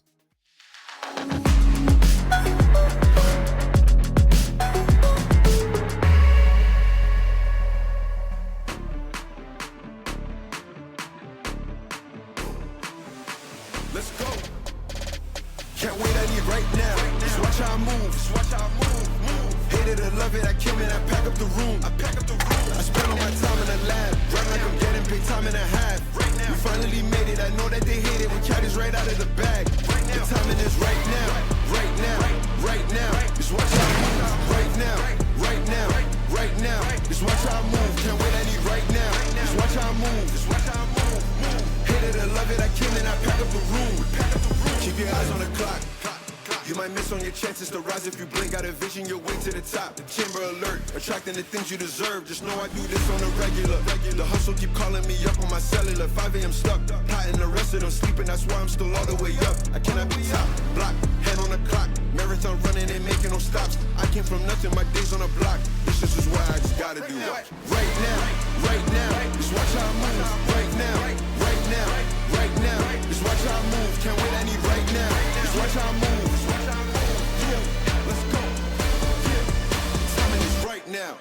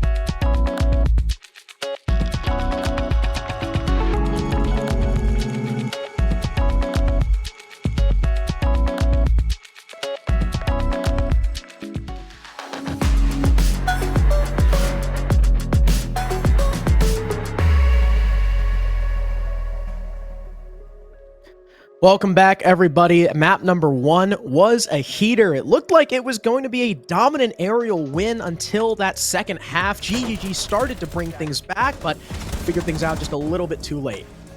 Same for Arial, like you mentioned, they were capitalizing a lot of these early rounds off of GGG being way too sluggish and a lot of times being very simple as well in their attacking takes. Eventually, GGG kind of figured the recipe for success in that first half and still found out a way to get a 4-2 or 2-4 split favoring them, which is not too horrible, but it kind of left them on the back burner for way too long. And they also started to get kind of their old stride back as well, being a little bit more aggressive on their defensive half, which did pay off in a lot of different ways, especially the CZ 1 versus 3, for example, where he found every single 1 versus 1 and came back for the rest of his team. I mean, just seeing that twice is just, ridiculous. The surf shot, too. Yeah, the surf hop out as well, yeah. 2 really impressive showings by GGG, but after that timeout that we saw done by Meepy, Arial, they consolidated very well on that double kitchen attack, and they still took their map pick 7-5, which is what matters most. Yeah, you got to hand it to Meepy, having faith that his team was going to be able to at least bring it to match point before he needed to take that timeout. And with, typically you assume you're going to win the round right after your timeout. It was perfect. They kind of, even though they felt some early aggression from GGG, it was that site execute that really took things over. The vertical play forcing all the defenders out of the site and the Monty dropping, securing that win. I'm actually surprised that the kills are so close from either team, considering several of the GGG members didn't do so hot, namely Spirits, somebody that we really expect to perform. He went 3-9, 0-5 on entry, so more than half of his deaths were openers, and 4 out of 5 of those deaths were on crucial operators, Buck and Echo. You cannot be dying first when you're on ops like that. Surf had a tremendous game. CZ really started to find his stride in the second half, but as you can see from Arial, pretty much everyone was firing on all cylinders. And that was something we talked about a lot during the pre-show. Was one of GGG's strengths was how well everyone can perform on any given day. Sure, there might be, one person who's kind of lacking behind, but they're playing on more supportive roles and everyone else is doing their part and there's no really underlying issues.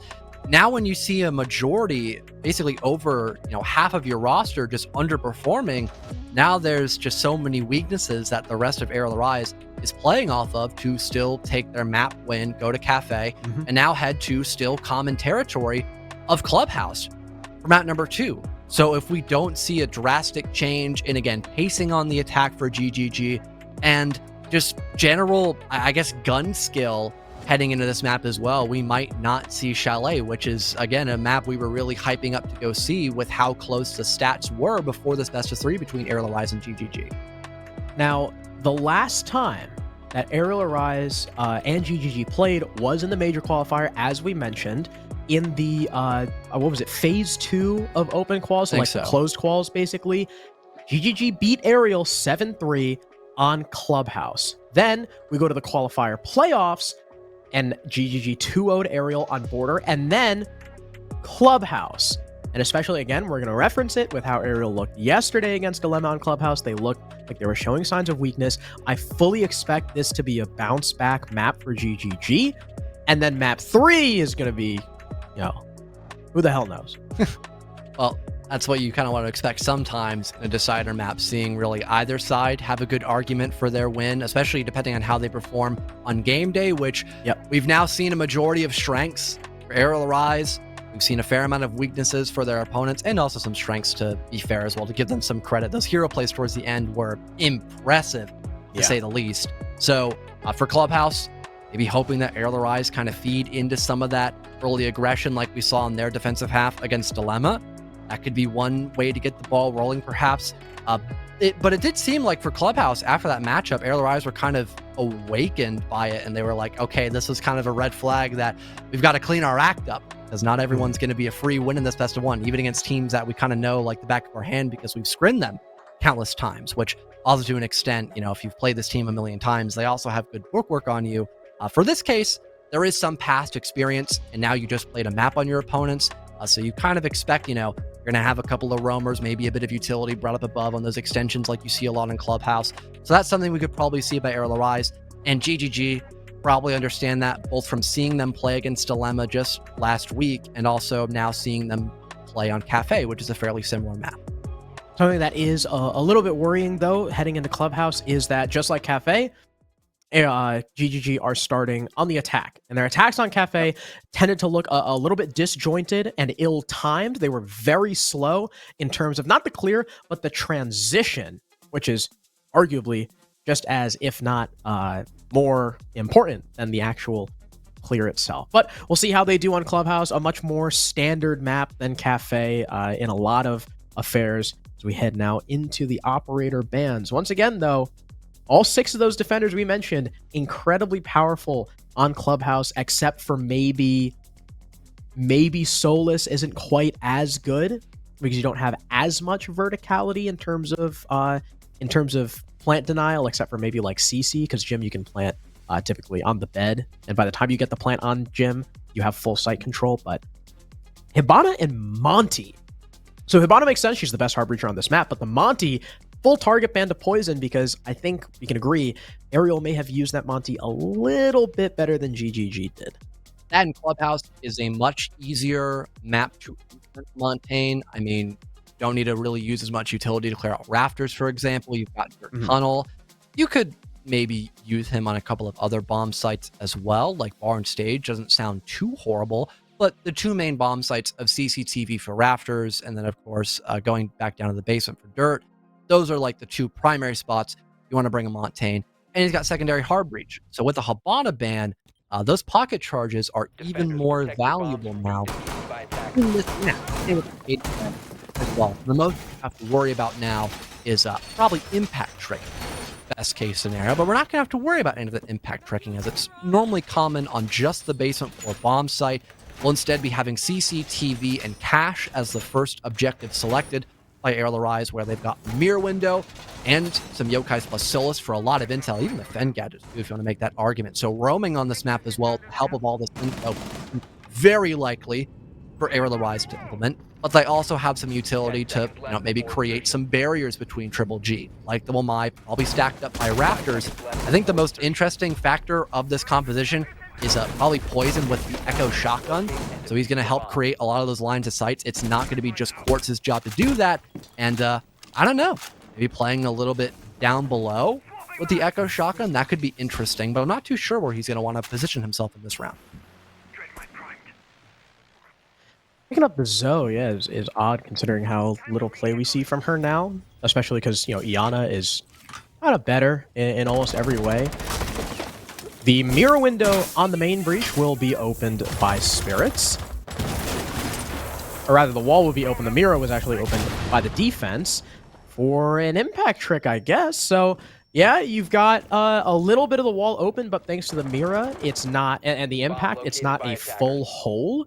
And there's still 5 impacts from the defense. So something tells me it's going to be pretty difficult for the attack to get... Never mind. The defense did not care anymore. So they do get the wall open. It just costs, 1 extra Selma. They still have impact for the con wall, which it looks like GGG want to have some emphasis on the master side of the map. So maybe they could still utilize those secondary impacts to do something productive in the round. Asian may be looking to cut close, spots the sledge on Cam. Could be another one for Asian, and it is! A beautiful way to open up this round for Arial Arise as he just falls back down from main stairs. Plenty of damage already dealt in the first minute 30 of this action phase. And Kool-Aid, he's now concerned for himself. A flank could happen at any time, and there really isn't any kind of utility to watch that. So this is a very rough predicament now for GGG. And you know what? Having those impacts, you could play below from the open hatch at the top of stage looking at that single wall, so that even limits what angles GGG could use to work for refrags, which they desperately need now. Yeah, same thing with Jackal, right? Dokkaebi cannot be used as your only source of info. They did not have nearly enough going into that master bedroom gym side clear. I'm surprised CZ didn't hear the phone, but maybe he thought it was from downstairs. We just saw... What the hell was... We just saw Russian ACOG on Thermite. He got a kill, though. Hey, got his 1. He did get his 1, but Surf now goes down to Adam, who's looking for more from Rafters, but instead it's Asian to get the 3rd on the Kool-Aid. Spirit's chasing for the refrag, but it's Asian with a 4th on the Solus. Completely unchecked by the attack, gives him 4 kills, and a dominant first round for Arial. And Asian, probably using his Solus scanner, was able to figure out, oh, there was only 1 guy by Jacuzzi, and the Logi player's still on the roof. I could probably just push past this player and maybe get a free 1-for-1 since he's on cam. And that's exactly what happens. After that occurs, he hears the guy pushing him by Logi, figures, well, I'll go for another 1-for-1. He takes it and then falls away, making the best option there, as if Kool-Aid was able to jump down in time and Asian was still playing above. That could have been the Solus dead, and just one less thing the Thermite now has to worry about when he might want to theoretically push in from construction. So good on Arial Arise to figure out when it was the best case scenario to not only get aggressive, but also fall back, play at your teammates, and still force GGG to play uncomfortable in the disadvantage they, technically speaking, put themselves in by not having a lot of info to notice that aggressive roam play across the map by Jacuzzi. I'm concerned with that first attack. Plenty of time still to fix things, but seeing shades of what we saw in Kafe being really slow, lackluster drone work, and when you've got so many tools available in terms of information from Arial Arise because you banned the Cade and the Azami, your info has to be just as good, if not better. We cannot see any slacking in that facet of the game from GG's attack. But we'll have to deal with an extended roam once again from Arial Arise. The Valkyrie all the way upstairs, armed with impact since she's roaming rather than the typical C4. Goyo C4, as you should all remember, has been stripped away due to the balancing changes from Ubisoft. He's only got impacts. No C4 at all from Arial Arise, figuring they're going to do enough on this roam to not need it. Still makes him very viable, though. Impacts to stop the hatches from being opened up is definitely a great idea to have. It's easy, though. Playing down below, if his teammates can help coordinate from above, he could just sit, watch this hatch, and if someone could potentially fall down through it, that's a free kill. Speaking of hatch drop-offs, though, looks like Asian has fell through the Moto one, and CZ, of course, was more focused on the top floor, so he's not going to capitalize on that first entry. And it looks like Adam might drop through the con hatch instead, which, again, with the help of that castle barricade, is protected from CZ's line of sight unless he pushes in through the back part of the map. And Arial Rise, they've actually walked back upstairs to try to retake. Ooh. Nice grenade coordination there to break open the castle, still work a 1-for-1. But again, with almost all of Arial Rise pushing back up above, they take that second engagement, they trade immediately. But Asian, he does not find as much success. He eliminates, at least, or gets dropped, my mistake. The castle shut down. And now the rest of Arial Rise have fallen off the roam completely and only have the Nook removed to speak for it. So a decent clear from GGG, going 2-for-1. I was surprised that Arial Arise, they had fallen off initially. I think Adam and Freak were the only two still upstairs, maybe just Adam, but some other defenders rotated back upstairs to help them and ended up costing them their lives. There's only a minute left for GGG to play with. They've got Buck, who's now incredibly hurt, thanks to, I think, an impact as he's trying to work on the floor. The Ying also in play. There's no Warden on the defense, so they're not going to be able to stop her. 4 hard breach charges still from Kool-Aid and Surf. They have yet to open up the kitchen hatch, which is typically where you see the Ying start to play. Finally, it's going to come through. The Buck denying any source of impact, tricking, but that's not going to stop Quartz from trying. And he gets it in time, I think. Yeah, he got it. The attack is going to have to try again, and he's going to pay the price. Quartz now goes down, and there's still plenty of hard breach available for the attack. Adam takes down Spirits. That's not the case carrier, but that is a 3rd kill for Adam as Kool-Aid, the Ying, goes down on the hatch. But no good deed goes unpunished as now Adam hits the floor, leaving Poison. The IGL for Arial Arise in a 1 versus 2. Waiting for Surf to drop. He's got the info, but he doesn't know about the Dokkaebi creeping up his long haul. 2 players still alive for GGG as the round comes close. They tie the score. And still taking into consideration how important it is when going for more of a kitchen-style execute to still have other parts of your attack to go off without a hitch. Like Xeno playing by bot main. He tries to work his way in through Church. Theoretically speaking, they could have went for a play on that side of the map, but again, it would have been a very taxing to go across the map with diffuser at low time, so it was even more effective for Xeno to just power walk through the main hallway and try to take an aggressive engagement against Poison so his teammate could then drop down the hatch. They play for the objective, or if he doesn't feel comfortable enough to go and set up for the post plant, they could take a direct 2 versus 1 and probably win just going off of the trade, which is what seemed to have happened after they realized how close the Goyo was in that position. So although Arial Arise, especially off the back of Adam, made it pretty close in the last few seconds of that round, with GGG having a pretty solid clear of that top floor after Arial Arise tried to retake it in the first minute 30, they can just play off that small man advantage and off of the Ying to help create some space even after she died. And Quartz's game crashed, so we are going to need a good old rehost. Ariel's attack, I liked it last round. It was a lot better. Still came a little close, right, towards the end there, because Adam had a huge 3K. It looks like we're going to see 2 really good back-to-back maps from him. But Ariel, they're still going to retry that downstairs site. They've now got the Warden to counter the Ying, just in case it's being brought again, which, looking at the operator section, it actually was not. Kool-Aid was in the process of repicking to Fuse. And this is one of the few sites where Fuse can be viable. You take out a lot of utility by Arsenal. You can completely deny any sort of impact trick. The interesting thing, too, from Ariel's defense is now they have, so they swap to the Warden to deny any sort of Ying. They swap off the castle, so there's really no more roam, and they take away the Solus, the Legion, the Goyo. They bring a Bandit. I mean, you can Bandit trick triple wall, I guess, but you can get naded. He's gonna hit the Michael Exile Bandit trick on dirt, maybe. I don't know, maybe try and take him off guard. I wish he didn't do that. I really do. It always scares me every time. It works, though. People just don't. Exactly. You could also maybe argue Jacuzzi, because we did see a very heavy roam extension by Arial Arise. That one seems to be a little more far-fetched, so probably not, as then you would have still one wall that wouldn't be electrified by triple. All depends on personal preference here. For Arial Arise, one of the more interesting things about Fuse, I think Chalet highlights it very well, is what other angles you can open up with the cluster charges rather than just using it to break utility or get kills. I'm fairly sure you can start from Logi, which you normally would on top to bottom clear, and just like use the cluster charges across the top floor to then open up kitchen. And you might get some angles as well looking down by that kitchen hallway as well, that could be a bigger idea that they could be developing if they want to stick with Fuse, as then that would deny someone like Quartz from wasting time by impact tricking the hatch. He has nowhere safe to play off of. Sure, he ended up dying, but if you're already there and you can dodge most of the vertical like we kind of saw, then you're still slowing down the round and maybe even stopping the hatch from being opened up completely. That was still a very risky position that GGG almost had to fear for, but luckily, again, because they killed Quartz, it eventually allowed the hatch to be opened up and then the still exit.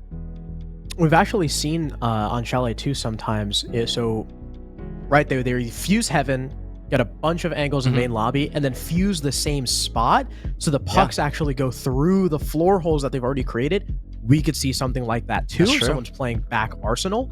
So yeah, fuse, very rarely useful, but on sites like this in particular, he can be very good. The rest of the attack was pretty normal, though. My concern with bringing the fuse, though, is going to be, the roam. Are they going to have time? Is that fuse even going to have any effect if Arial do end up going for a light roam, right? I mean, there was no Solus, no Castle, so it's not like it's going to be, a 3-man huge time waste roam like we saw last time, but the possibility is still there, and if they end up leaning into it, is GGG's drone work going to be good enough again, or is it going to relapse like in round number 1? With that lack of presence by Blue specifically, I could imagine the opportunity to go for a flank seems fairly likely for Arial Arise. Not only that, but also they did try reworking some of that top 4 control at like the minute 30 mark, and sure, that didn't go as planned because Asian lost like a 1-for-1 and didn't kill the Ying, but again, you mentioned the lack of intel. That was kind of a bigger issue in some instance for GGG back on map number 1. So we could totally see that again. And while you're concerned about trying to hit the go button on the bomb site, someone just pushes up from above and kills you, and then that kind of cripples your entire round. That doesn't seem very far-fetched. And again, there being a fair amount of staircases, you could go for a flank and not have to worry all too much for the defensive side. And even if you don't want to have a lot of utility focus on the top floor when you're roaming, you could just put a player there. Having a Solus, spot out any drones, and if they don't check for you by the CCTV side of the map, you could sit there the whole time and then flank from above rather than coming back from the site. Yeah, and we talked about some of the changes on the defense, like the Warden and the Bandit, but they've also got Smoke, which makes me think, again, if they have a roam, it's probably going to just be to like deny drones and then fall back. I mean, hey, maybe the Bandit and the Smoke are going to be tested with like duo holding Church. That could be a possibility as well. The attack, I mean, obviously, again, we're just speculating because they do have time to repick. I don't know if they had like a dedicated hard breacher, because Kool-Aid was Thermite switching to Fuse. So if anything, they only have hard breach charges. They did not care about Church Wall last time. They were just mainly concerned with the hatches. So again, like, I kind of get what the Bandit is supposed to do, but like why the adjustment is being made, don't really quite get. But yeah, again, all we can really do is speculate. It's only been 2 rounds. We don't have a huge handle on how these teams are going to play just yet. Glad to see, though, it looks like we're going to be closer instead of having Arial Arise, jump ahead with 4 rounds in a row. Maybe GG stay in this and hopefully take us to map 3. I want to see a Chalet. Yeah, we're not trying to hate on Arial Rise or anything. I think no matter what, whoever comes out winning this game will be very satisfied because it was still a very competitive match. Both teams had pretty big strengths and weaknesses that were kind of played into by both opposing sides. It's just, in a best of 3, you want to see the most out of it. So that would require a third map 9 times out of 10. So we'll hop back into Church and Arsenal. It looks like their composition is more focused on the roam. We could even see Warden with a Nitro Cell. That would leave 3 C4s available. So the idea could be to then, try to play to stop that vertical from happening. But no, Adam will opt to bring a shield. The more sensible idea, since you have ADSs and even a Smoke who can play off of that, I would imagine that shield could be used for either dirt, since again you have a Smoke, or for the long hallway, which Xeno again ended up pushing down from to get that final kill of the round. So either one would make sense. And we might have our original answer for the first question we had, which is where is Quartz going to put down his Bandit batteries? That might be by Triple Wall, since he's the person to be reinforcing that. But no, he'll go up above and leave us in suspense for the time being, as the rest of his teammates are still setting up as well, spotting out positions for the Valkyrie cameras and maybe looking for drones. As Asian spots out Xeno's drone, so he can imagine someone's pushing by strip. That's really important info to actually have for the defense when you're still roaming. And once again, you know, like we highlighted, no dedicated hard breach. You have the charges from Fuse and the Ying. That's still being brought despite the Warden pick. We've also got Blitz. So, Spirits is a Blitz player. He likes Blitz. He's very famous for those, you know, those bunker rushes that PB helped pioneer with that Blitz. But where's he going to go on Clubhouse, right?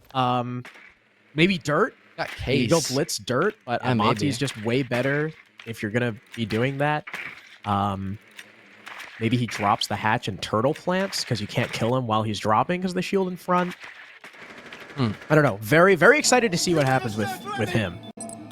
Maybe. Yeah, no roam, really.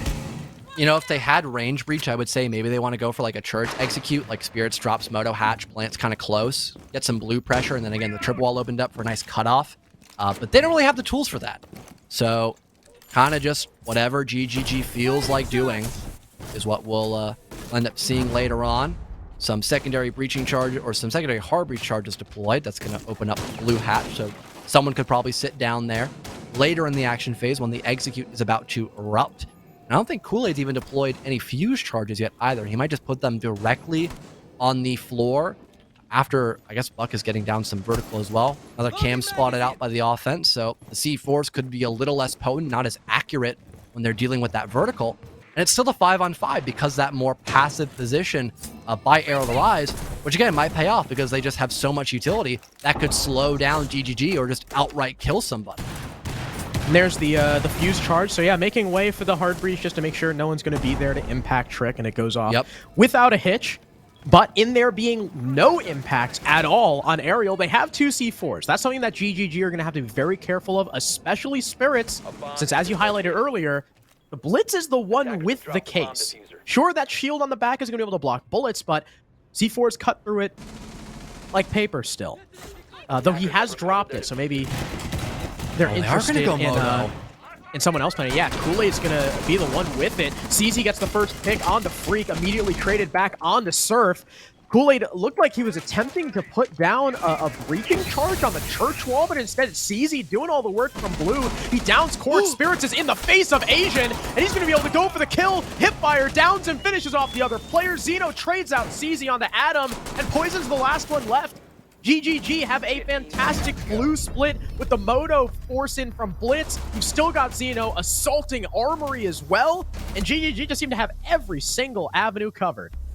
And even though they didn't have range hard breach, the small pickup there just to drop down Moto while you've got someone causing chaos on top of the hatch by Kitchen and someone pushing down by Blue, that being CZ, I think it was, as Jackal, was perfect. And really the only problem that could have been there is if, you know, the flash wasn't, you know, close enough by that Blitz shield, the Valkyrie might have lived and eliminated Spirits, one of the bigger space makers. But then you've got Kool-Aid who go for a refrag. You've got Xeno who's not too far away. And of course, again, CZ playing by Blue. So that was a well-coordinated push by GGG, even when one of the more minute aspects of it didn't work, which again was the triple wall being intact, but they didn't need it because, again, their blue player had already forced back the defense so much that Spirits could still work past Moto. Yeah, especially because not only do you have the blue player, but also the coverage from the hatch exactly really took away the defender's ability to shoot that Blitz in the back as he crossed the long ball door. So GGG, you said it, really, really well-coordinated attack. I think probably the best coordinated attack we've seen from them so far, being like a cheeky play like that. I really appreciate it, I think is the way I'd put it. So, back on a CCTV and Cash. Arial Arise defended this site pretty damn well thanks to Asian getting a 4K, and he's going to continue that roam. GGG should be more aware of it, and look at this. CZ is already on the hunt. Triple G have an inkling. If the Jackal activates the scanner, Asian will see it, and he might actually already have info that someone's hunting him, maybe thanks to an outside default cam, because, you know, why else are you going to spawn construction if you're not going to go dirt? but he's not going to be challenging it anymore. So should anybody rotate downstairs, even maybe Asian himself later in the round, CZ might be able to catch them. Con wall, along with Flat, has been opened up now by the offense, so not a bad start whatsoever for Triple G.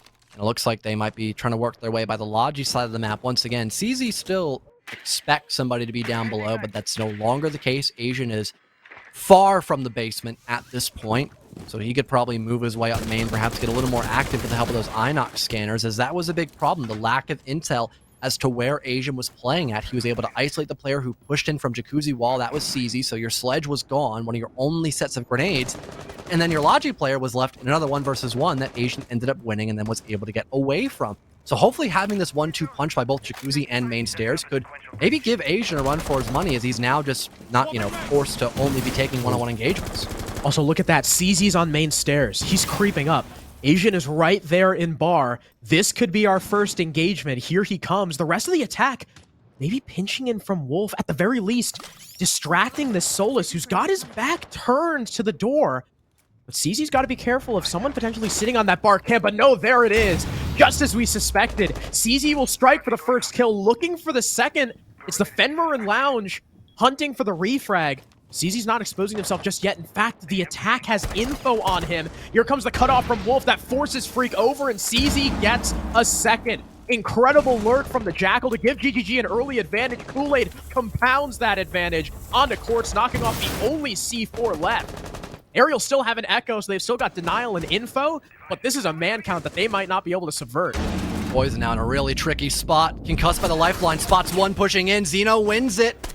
Just Adam left, full HP in a dream. He spots the player by bottom garage, but there's CZ, a triple on the round. GGG, what an impressive clear and a complete night and day comparison from what we saw back in round number 1. Asian loses that first one-on-one against CZ, and the rest of the round continues to fold into the favor of GGG, as they have a huge lead against Arial on the attacking side of Clubhouse. That is nothing to scoff at. Now the timeout from Arial, so we can hear Meepy speak to his team. Apologies, I'm fucking dying. Good. It's a mixture of both. Basically, you're not coordinating anything other than individual moves, which gives the impression that you're moving too much, when in reality, it's that you're not moving coordinated. If you want to kill someone, you have to power him early in the round to set the pace. We did it so fucking well on round 1, but on round 2, 3, and that round just there, it really is just reactionary-based stuff. You guys need to get into the driving seat of the round, use the echo drones to find out where your opponent is, hot drone people around the fucking map, and then that's how we should be abusing the information game. We're not running echo for this bomb site, which is fine, but it just basically means that any noise, any sound, or anything that gives away an enemy's position, we should be pushing them 2-man, 3-man. Give up your positions to get man advantage. We know that they're not very good when they lose man advantage. To get that man advantage, because we're not getting that first step. But good luck, boys.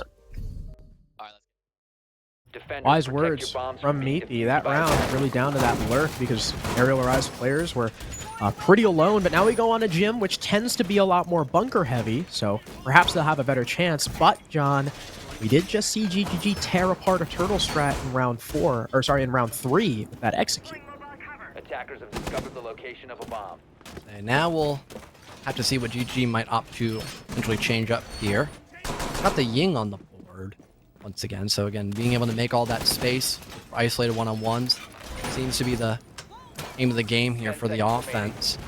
Arial as well, having a lot more emphasis on, I guess, information in this round. Some bulletproof cameras by Adam, Evil Eyes deployed as well for Poison on the Maestro, and the same old extension that you see countless times when this bomb threat gym is in play, having people move their way over in through cache and CCTV, even having the help of some of those castle barricades, so it's a lot more challenging to establish cutoff angles by highway. So if you do need a fallback early or just look for one-on-one engagements, it's a lot easier to do that now on the defense. So that's at least some reassurance that Arial has, and maybe they're looking to waste even more time against this CCTV clear by GGG with the help of those bandit batteries. And yeah, I think he's able to trick both walls. Pocket charges are immediately gone by spirits. That leaves just Kool-Aid with his thermite charges. And unfortunately, those pocket chargers are so slow that you don't stand a chance against an active bandit trick. So they're going to lose out on all that utility. They do get the jacuzzi wall open, luckily enough, but if they had a cash attack planned, it's going to be a lot more difficult. Kool-Aid could rotate over and get it. I mean, that's still fully a possibility. It's just going to waste a little bit more time. I think a stark difference, too, that we have to point out, John, from Kafe attacks to now is that it's not the Surf show. Sure, he's not performing quite as well, but CZ and Zeno are picking up a lot of the slack. Sure, not every GGG member is doing, incredible, but there's no one really lagging behind like we saw on Kafe. By one of the bigger benefits so far to their map selection of Clubhouse. Seems like Arial Rise might be expecting some ranged hard breach in this round, maybe something like an ace. The impact was at the ready by Poison. Little does he know, there's only one thermite charge left, so it's probably not going to be used on that bathroom wall. Candela deployed just to create a bit of a diversion, I guess, by Logi Hatch. Maybe causing some rotations early on for Arial Rise. And here it is, Castle Barricade opened up. Quartz looking to get aggressive, and he wins the fight against Kool-Aid. Opening lead off here for Arial Rise, but Quartz is so low and in a very vulnerable spot. He might just get traded, and yeah, there it is. Perfect spot to place up by Surf, and he dodges the player by CCTV as well, so it's now no longer an advantage here for Arial Rise. Somehow he survives. Really well-timed peek, I guess, to avoid those players. But Adam picks off the big player, CZ, the Juggernaut, as Zeno now moves in to try to amend this mistake. They're down one man, and he gets caught off guard by Freak sitting on top of the bed in front of the shield. Spirits is now alone, getting a kill onto Adam, but Surf goes down on the balcony thanks to a run out, leaving the Ying in a 1 versus 3, and he's dusted by Asian. Another round now for Arial Rise as they push out aggressively at just the right time to catch the attack off guard. Yeah, exactly what we heard during that tactical timeout by Meepy, saying you have to be the one to try to initiate those one-on-one gunfights. And we did see that by Quartz. Sure, he was traded, but the rest of GGG was fairly slow. And with their lack of utility, they weren't really able to clear out many spots in the bomb site. The Maestro just felt very uncontested during that round. You still had Freak playing on top of a shield to put even more pressure on those windows out by Highway. And for a good chunk of time, there wasn't even someone playing on there. Surf had to drop down because he was concerned about CCTV. And that's kind of the beginning of the snowball effect that we saw by GGG, was even starting on the wrong foot with their cash over clear with the bandit trick by Quartz. The fact that, that wall remained completely intact, and with there being no range breach to capitalize on Jacuzzi being opened up to then put pressure on by Bathroom, that made GGG's job very difficult, pretty much impossible in that round. So everyone managed to cross over back from that extension safely to then play numbers in the site once they started off with that entry. John, I don't know how I feel about this decision to go back to church. Statistically speaking, right? You go back to CCTV Cash where you're 1-1, or do you go back to church where you're 0-2? Pure math will tell you that you go back to Cash, but Arial Rise feel as if they've got a better chance here. They've reimagined their roam a little bit in terms of positioning, but it's largely the same operators. Maybe they'll stick around longer and really force the attack to come to them. That could give them better opportunity to push back like we just saw them in the previous round. Dokubi being played once again by Zeno rather than the Nook. CZ is on Ash. And Kool-Aid's not bringing the Ying anymore. Much more focused on the hard breach. Maybe to help assist full clear this roam. All things considered, I guess besides on the last church round, Ying wasn't as critical to the round as it may have been expected to be. There's Quartz, though. Nice opener. The Thermite's gone. Sure, his hard breach is going to be a little more difficult to utilize on this side in particular, but more and more bodies are just dropping in this round. Spirits will finally collect something for Triple G as he now will work his way down the main staircase.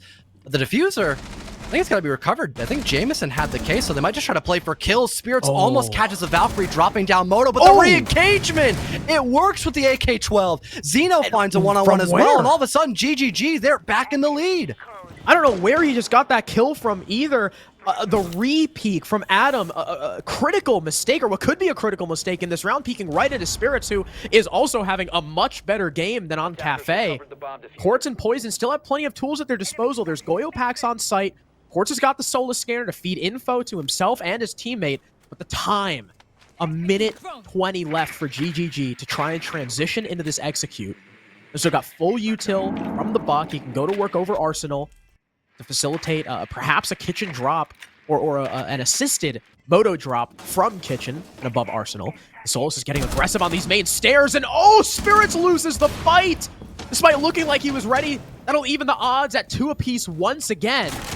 GGG have to try and recover now with Arial being able to recuperate now that it's an even man count and huddle together in the site. Look, that triple wall still opened up, though. Very challenging to play in the back of that position. Goyo pack detonated, so maybe going in through Moto isn't as appealing here for the side of the attack. Finally, that kitchen hatch has been opened up as well. They could try to execute from there, but they've only got info so far on Poison. I don't think Surf is aware that Quartz is just underneath them. He spots the Goyo, but loses the fight to the shotgun, leaving just Xeno now down by Moto. No case control. He's got to do this the old-fashioned way, Harrison, if he wants to win this. Quartz just on the other side of the wall. Goyo now creeping his way into blue. Xeno, you can tell, is operating off of little to no info. There's the fire from the Goyo. It tags up Xeno. Doesn't finish him just yet, but it may have delayed just enough time to win the round. He eventually peeks into Quartz, and Arial Arise still recover. A good bit of aggression from Quartz to take Spirits off guard, and Surf losing that fight on the hatch pretty much sealed the round. Ends up being an even half, 3-3 for both teams. Yeah, having an even half moving into your attacking side is a huge plus, really making that attack timeout worth it heading in around number 7. And yeah, both of us pointing it out, the lack of intel that GGG had, even when Cooley was kind of expecting that gunfight down by bot main, with that backfiring and the rest of your intel just going down the drain, that's really concerning, as you can't necessarily try to play for the objective as A, you've lost the man advantage, so you'd be playing in a 1 versus 2 if someone were to try to get that case on the ground. And both attackers were also fairly isolated. So even if the Buck were to drop down by Kitchen Hatch and no one's covering him from up above, and again, they didn't even know about Surf's position. Or not Surf, technically, my bad. Quartz's position, my bad. Now Surf is the one on Souls. That's why I made the mistake there. And we're having a pretty heavy emphasis on the extension by Triple G, kind of like what we saw by Arial Arise, even utilizing similar ops, like that Solus and Castle combination. But now they have a couple different things as well, like Spirits, who can maybe slow down the execute later on with the help of those Musi Banshees, and a Mira by Kool-Aid, which I imagine he's using them mostly down below, one by Triple Wall and one, well, or else he feels like it, to be honest. I think he's got one, yeah, positioned up, or he thought of putting one, or I believe he still has it in pocket now. This is probably what the Capitao is being brought for. Typically, on a basement attack, they're used to flush out like Generator or deal with the mirror windows. You've also got Osa. This is an interesting one. You don't typically see her brought for a basement attack. Maybe you can use her in like Oil Pit to watch a long angle, maybe open up the church wall and have that there, but it's Freak with the opening pick on the Surf. The Solus, that did so much work for Arial. Ends up being first pick from GGG with no response just yet until CZ swings Plat Wall and takes out Adam. Freak still got a response to keep the man advantage in his team's favor. CZ's only 1 HP. With only a couple bullets, this could very quickly turn into a 4-2 advantage for Arial. Only until the drone's been popped. I don't think he knew players had already moved their way up by rafters. Xeno's been injured. Oh, and CZ's in such a tough position right now. He's got to worry about stage. The main door's been opened up, but they don't locate CZ in time. He's still good for another in this round. Might try to work his way back down below, but there's someone watching his position. Freak, a triple kill on the round, leaving just Kool-Aid in a 1 versus 3 after the entirety of that roam cleared out perfectly by Arial Arise. A huge advantage, and still all the time in the world to gather info, maybe even push back this mirror with the help of the Capitao, and even that one frag grenade, but no, Freak used it to make some more space down by blue stairs, but still a helpful position nonetheless. No C4 from Kool-Aid either, so he's just not going to have the opportunity to get a freebie. So the Osa and the Capitao run away from Kitchen, maybe looking to go execute by Dirt. One cam spots Kool-Aid. In comes the drop, and the wall bang from Asian to seal the round for Arial. A roam that maybe got too aggressive from GGG and figured out very quickly by the attack gives Arial Arise their 3rd round win in a row and the first lead they've held since winning round number 1. Still being able to play as a team in that round and not really trying to overcomplicate much, it seems. Several bodies dedicated towards the CCTV side of the map. Not trying to have people going for those isolated 1v1s against CZ. Besides, of course, the player who was repelled by Plat, but that was like very unexpected. That CZ just swings and he narrowly won that gunfight. He was on very low HP and had to be very concerned with the rest of the round. And with all of Arial Arise as well, still getting a lot of valuable control by the kitchen side of the map as well, and still working their way through the first floor.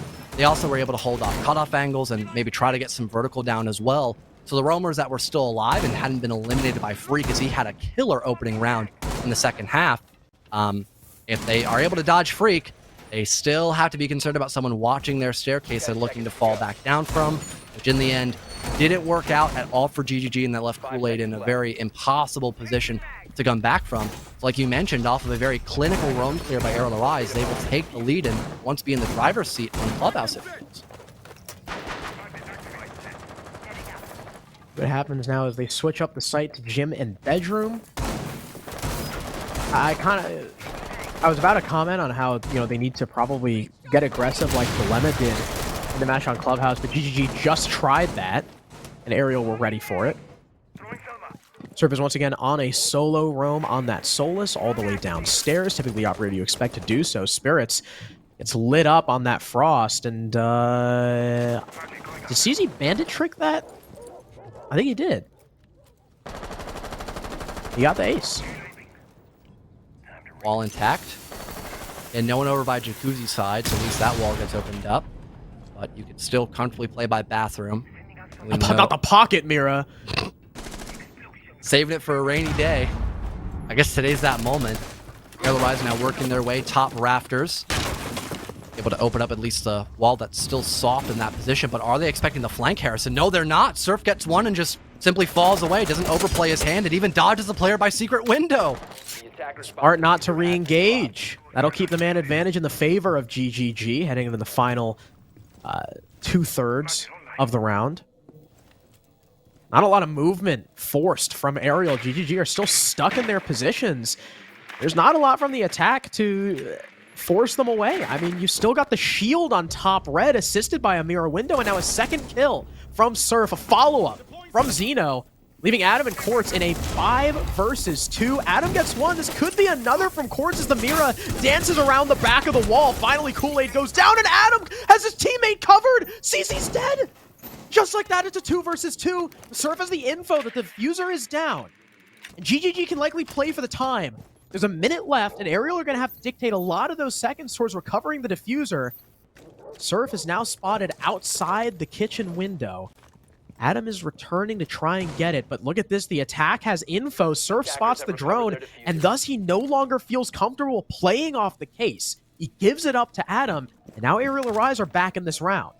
The problem now, they sacrificed the last drone to recover that diffuser. So similar to last round, they're kind of walking in blind. They'll have to face check almost every position now that Sledgehammer's gone off as well.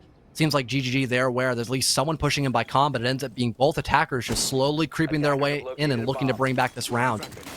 Nade coming out to destroy the bulletproof. We've also got Surf on the main stairs, ready to go down below and deny with the Solus if need be, but he's dead.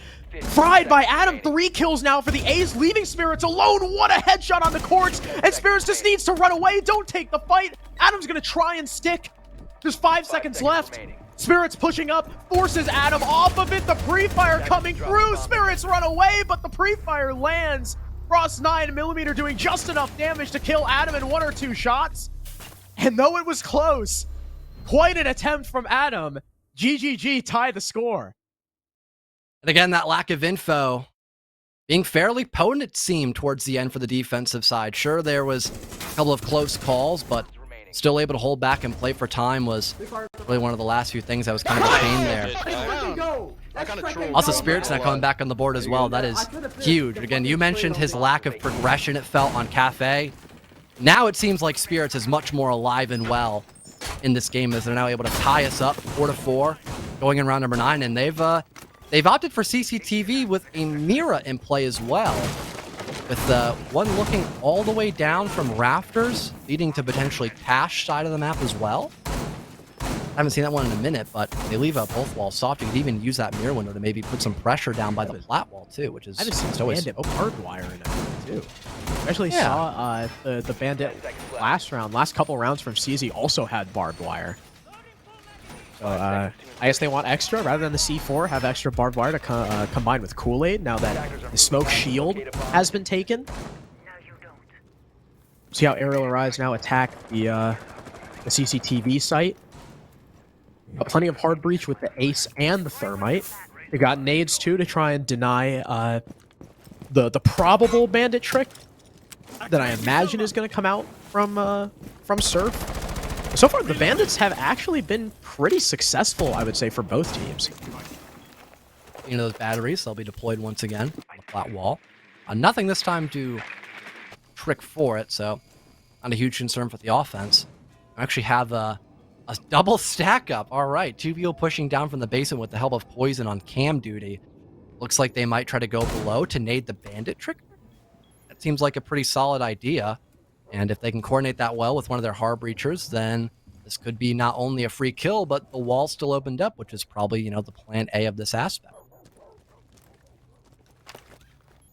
Here comes the nades from Secret to try and facilitate the plat wall being open. First nade goes out. Easy enough for Poison. So, in wall open. Bandit nowhere in sight. Actually, don't even know where he is. Zeno is getting aggressive on the main stairs. Okay, Surf is over towards Gym. So you got a 2-man roam in the bedroom.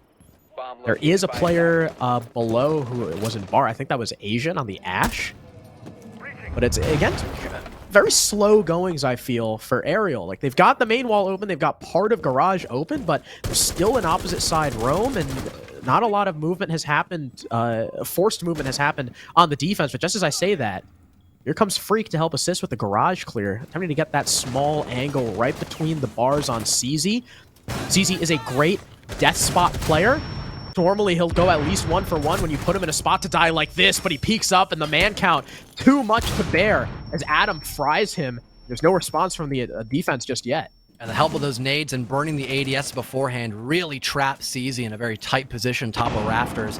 That's the Jaeger gone and a lot of control now established for Arial to rise, and they can get Poison inside the building. The plant could most certainly go down now that they're up by 2 whole bodies. Surf does find a trade, but again, it's still that man advantage, and in terms of denial, the only thing you have to rely on are those toxic babes, but with the help of that bulletproof, that's destroyed, but still, only 30 seconds left to go. Those toxic babes, it might be enough so long as you know who has the diffuser and where they're trying to plant.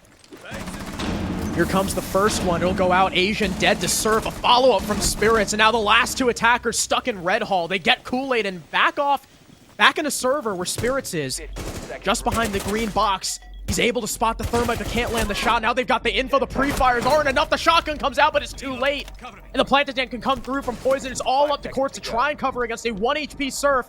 In comes the Bandit. Is the info there from the attack? Yes, it is! And Quartz gets the final kill. Arial arise. They weren't able to recover in the previous round, but they do here, and they retake the 1-point lead. And once they realized that there was really no chance they could plant the diffuser after the toxic babes were being thrown out by Kool-Aid and they had lost their man advantage, their best option was to just work for gunfights, hopefully trade on those players who were still by top red. Once Kool-Aid was gone, they're the next best option. Try to get the guy 2 versus 1 inside of Cash Room and look to maybe play for the objective afterwards once they have that man advantage. And to think, you know, maybe if the Bandit had that 1 Nitrocell and if there was an inkling of intel there for Triple G, could have played down below, stop that plant from going down since he didn't vault on top of the green box, one of the only safe spots you can play if there is someone down below looking to counter that post-plant position from the bomb site.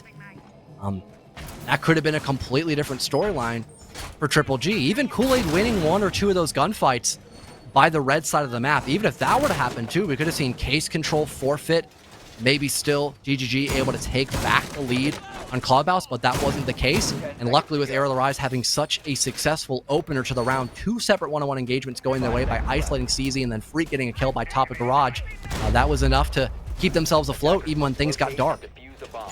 Yeah, this Kool-Aid needed to win one of those fights on red stairs. I mean, that's perfect SMG 11 range, and Spirits had to win one of those fights when he was stuck behind the green box. I mean, and like you said, still Bandit barbed wire. I don't get it. A C4 could have won them that round. And a C4 could have made that gym bedroom defense a whole lot easier. I don't really understand the thought process. I mean, they have a Malusi. You don't really need a whole lot of barbed wire. You have a Malusi and proxies. Now, the Bandit trick coming out upstairs, that'll destroy one of the Selmas, so Adam's got significantly less to open any walls plus hatches, because it does take 2 to open up a hatch. So unless they have Asian responsible for those duties, all of Adam's remaining Selmas will be worked on probably either like Moto or Kitchen, and Spirits gets the opening kill onto Core. It's a follow-up onto Freak. 2 for Spirits from Rafters? You are not supposed to get multiple there, especially when there's 2 attackers playing behind each other. Asian gets the first for his team on CZ, so down goes the Bandit. Adam also on the hunt for Zeno in bar as he starts to alt-walk through. but it's a great advantage for GGG. But if Arial can get these trades, they've still got a bit of time, but Spirits gets a third again from Rafters. Adam sprints away just at the wrong time, gets lit up, but Asian's got his back. 2 versus 3 for this attack, but even though they know about the offsite presence, attacking site's not going to do anything because the defense has case control. Not a good spot to play in. This almost feels like CCTV has become the bomb site, essentially, with Spirits doing so much damage on this front of the map. And not many options left for Arial Arise, gathering some last-second intel before maybe trying to push in. Even more so, Adam is isolated, and I think Spirits knows he's playing close by Logi with there being a comm that someone walked up main stairs earlier. There's the presence by Rafters. Spirits ends up dying. This could become winnable. The flank has been heard. C4 tossed out, but it's dodged by Asian. And now things have turned a little bit more even between Arial Arise and Triple G. Case recovered as well, and still 50 seconds to go. Really the only thing that's benefiting the defense right now is the health advantage, with Surf still being just about half, which is still more than both Arial Arise attackers, and Kool-Aid being on full HP, and also the time management. There's only 40 seconds to really get this play going here. There's no explosives for the defense. If the attack lands their headshots, this could very well be another recovered round for Arial. Kool-Aid's behind box 3. He's tasked with watching that kitchen drop down. Surf actually has the shotgun on Solus. Kool-Aid wins his fight and gets the second as well as he wraps around. 3 for Spirits, 2 for Kool-Aid, a buddy ace to tie the score once again. These teams can't shake each other. Impeccable opening round by Spirits. Again, we mentioned earlier in the match how if all of GGG are firing all cylinders, then we could see a couple of damaging rounds, especially on the defensive side when Arial Arise are forced to be uncomfortable and make that first move. And we really saw that several different one-for-ones that Spirits could just take playing by Rafters. Like you mentioned, they had case control, so Arial Arise had to waste a lot of time and resources pushing back over by CCTV. And although Triple G did lose their man advantage, they were still given a big enough opening to then fall back down below where there was still some utility like those Malusi Banshees. And the best case scenario Arial Arise really had was trying to play together, stack up, and maybe hope they can catch somebody by surprise. But again, the Banshee goes off, their position well known by the defense, and Kool-Aid just swings them 2 separate times for a double kill. And yeah, tied up once again. Now we get to see a bar and stage in play now by Triple G. You know, that wasn't on my bingo card today, but this map, or I guess this bomb site on the map of Clubhouse, has definitely received a lot more love in recent times, that's for sure. Really has. And Arial Arise spot that out. They're going to take the Brava to try and cut down the flanks. Got a buck and a sledge, again, for vertical superiority, so they're probably going to be full clearing the map. They are going to have mirror windows and castle barricades to contend with, however. See how well they do up against those. They've also got to be pretty quick, right? A bar with a Maestro on the board. It can get pretty dicey if you wait too late to get this execute going. Arial Arise are already moving their hard breach into position. Looks like they're going to probably focus on the master side of things first. Wolf door being opened up. Potentially a couple of Brava drones being tossed out from there to get rid of some utility closer to the bomb site. Imagine Surf half HP. I think he got shot from either jacuzzi or I'm not 100% sure. That'd also be a good one too. But either way, Brava drone were able to catch something as valuable as an Evil Eye. That would be pretty game-changing for the round, as even more so GG would not be able to use it. And that can maybe give some free info for Arial Arise, force GG's hand to break it in some meaningful way.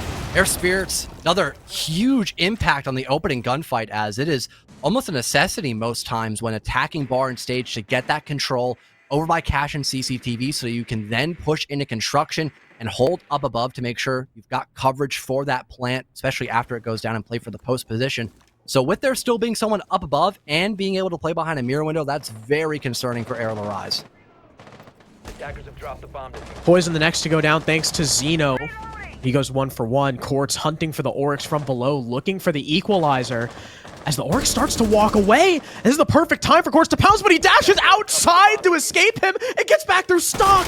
What a rotation from Spirits, and backs off down to the basement, evading any and all Arial Arise players. I don't know how he just survived or whether that was pre-planned or not, but it works.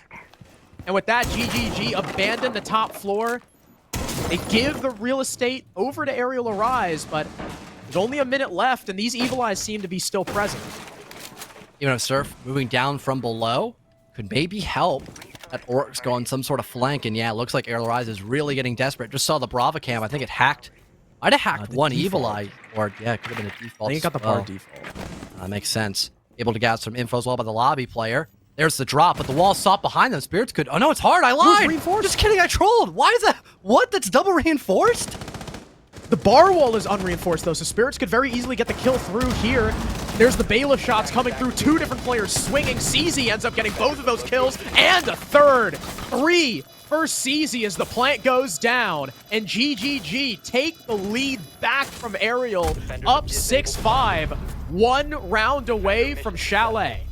And we saw the importance of both intel and the ability to work off that intel almost immediately.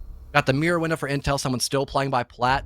You end up seeing Spirit swing out, kill Freak. A lot of that pressure is now taken off the top floor. And also, once they calm that poison, the only person who was in stock is also dead. When you've got someone pushing you from up above, you can end up doing something like Spirit just did. Go for a crazy rotate outside the map and hope you can get away. Wild. Use the bailiff to drop down. And then, you know, although we saw the stage wall double reinforced, I guess that makes sense. It's where a lot of attackers like to push from after they get top floor control. So my bad for not realizing that was immediately reinforced. They just rotate outside again because there's no one holding it. And they go by the other wall that ends up being soft. And it also able to coordinate with the rest of their teammates that are still alive to then all just push into the 2 attackers left alive, kind of just trapped inside of the bomb site waiting for their own demise. So match point finally for Triple G. Didn't get to see that on Kafe, but now they're the ones in the lead. They get to end up going into Jim and Bedroom as well. John, they've still got Bandit Barb. Oh. Well, now there's really nothing else for the stairs, so, you know, this one is like... Yeah, it's just kidding. Yeah. They've got 2 C4s now. They're finally running the Valkyrie, which I think was a really missed opportunity for GGG. With how like roam-centric they've been, I think having a Valkyrie would have really helped. Now they've got her, and they've got some extra C4. Once again, the Mira is being played, one off-site. Kool-Aid has a pocket one, so he'll probably rotate over to bathroom if the jacuzzi wall gets opened anytime soon. Hopefully he doesn't die before then. Arial Rise have a bit more clear, though. A little more clear potential now with Asian on the Flores. But there's not too many shields. Like, there's only one you have to worry about. So it kind of makes me wonder... Oh, maybe... All right, to deal with the bandit trick, I guess. There we go. Yeah, I was going to mention... Well, impact trick. All right. At least there's no way to walk in unless you pop another Selma charge. Going to be the case here for Adam. Another Terror drone deployed, maybe trying to destroy that shield, but you know, is able to have the range advantage against it. So that's still intact. You've got other tools to try and deal with it. Even throwing some stuns and a nade could be the right trick, although that would really put a lot of emphasis on your utility consumption just on one side of the map, which could be maybe a problem later on. But no, Corpse will try to use this last grenade underneath for a free kill, and it connects on the CZ. Now Kool-Aid's got to retake that position, but at least you still have this deployable shield stacked up that Freak might have to worry about much sooner than expected. He's also put down his other mirror window, so if he dies at this point, it's just a C4 lost. And he's backing off. They're going to give this control to Arial Rise. It is halfway through the round, so it has wasted a decent amount of time. And you still got the mirror window in bathroom that the attack has to worry about, with Spirit swinging aggressively, confirming that at least for now, there's no one on the Jacuzzi breach. And this massively frees up the opportunities for GGG to play in and around Jim, but Spirits doesn't expect someone to be on the balcony. Asian confirms the kill. Even though they fully took cash, you kind of have to expect that someone's going to be playing on that balcony, but little oversight from Spirits. Now a 5 versus 3 from Arial, a 5 versus 2 from Arial as Freak confirms Kool-Aid. Big things have settled down for just a little while, but Arial Rise, they don't really have to slow down any more than they need to. Yeah, it's flawlessly done by them to bring things to overtime. First time sought out in this best of 3 series, as they have quite literally a perfect attacking round. They gather a load of information to find out where everyone's playing on that extension, using those grenades to get that first blood. And funny enough, still having plenty of intel as well to then find a couple of extra picks moving in together from both Logi and Khan, even having pressure by those windows. I mean, it was just a clinical take on Jim, where we never really saw GGG aware of what was happening. Let's go.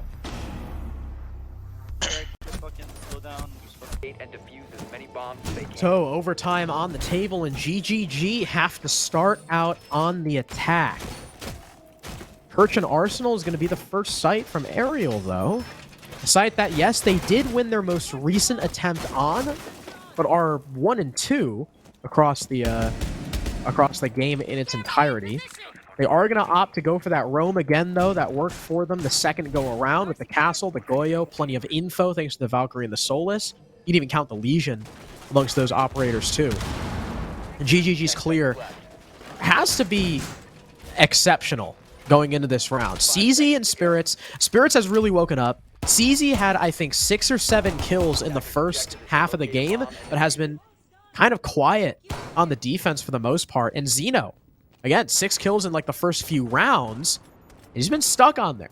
So the thing we mentioned about GGG starting to wake up, they've since cooled down tremendously, and Arial have taken advantage of it. They'll have to see how effective the clear can be this time for Triple G. Sure, in the beginning of the first half, they actually did a very good job of punishing a lot of that overextension that we ended up seeing by Arial Rise when they were defending this basement floor and using the whole map to their advantage. But looks like they're trying to take it to another level. But Xeno, wow, what a reaction! Might have heard Adam trying to get that aggressive by the jacuzzi wall, and he's smoked off the board. Valkyrie down, and Asian almost meets the same fate. Luckily, he falls away, and there's still someone above. They didn't clear Freak, apparently. So there's the Legion equalizing onto CZ, looking for another, but there's still no one playing up at the top of jacuzzi. Xeno might try to reposition, hack that phone to get some more intel, and Kool-Aid across the map eliminates Quartz. Now it seems like a majority of that roam extension has been taken care of, besides Freaku. For a moment, it seems like he's still playing up above. Well, other than that, GGG, this is still a pretty solid roam clear, so long as they can detect where exactly Freak is playing at. This could be huge for the defense if Freak can get another frag. With how low Kool-Aid is, he's pretty much matched Asian, and Poison gets a pick on the Spirits? I don't even know where the ace was. That's huge. Now you've tied the man count, and Freak is still upstairs. It seems like GGG know about it. Xeno's probably going to be the one to go on the hunt. But that advantage that GGG had that looked like it was going to be so monumental has faded away thanks to this player being unchecked. And Freak still has this hatch open, and he knows about some players attempting to climb the main stairs to get him, but instead they fall off. Maybe GGG just allocating a flank drone instead of actually actively taking this player out. It's going to give some room to move to Freak as the Buck continues to work on that kitchen floor. Here comes the Legion, and what are they doing? The drone is not enough. In the meantime, Kool-Aid and Xeno have tried to go for the site, the close angle being held. Not going to work out just yet for Asian, but he's got a Goyo that he can pop, wasting even more time from GGG. They've now injected themselves into Armory, dealing damage to Poison, but the flank comes through from Freak. Kool-Aid dies. It's all Xeno alone. He downs one, but Asian's got the cross, and another dropped round from GGG due to a massive oversight.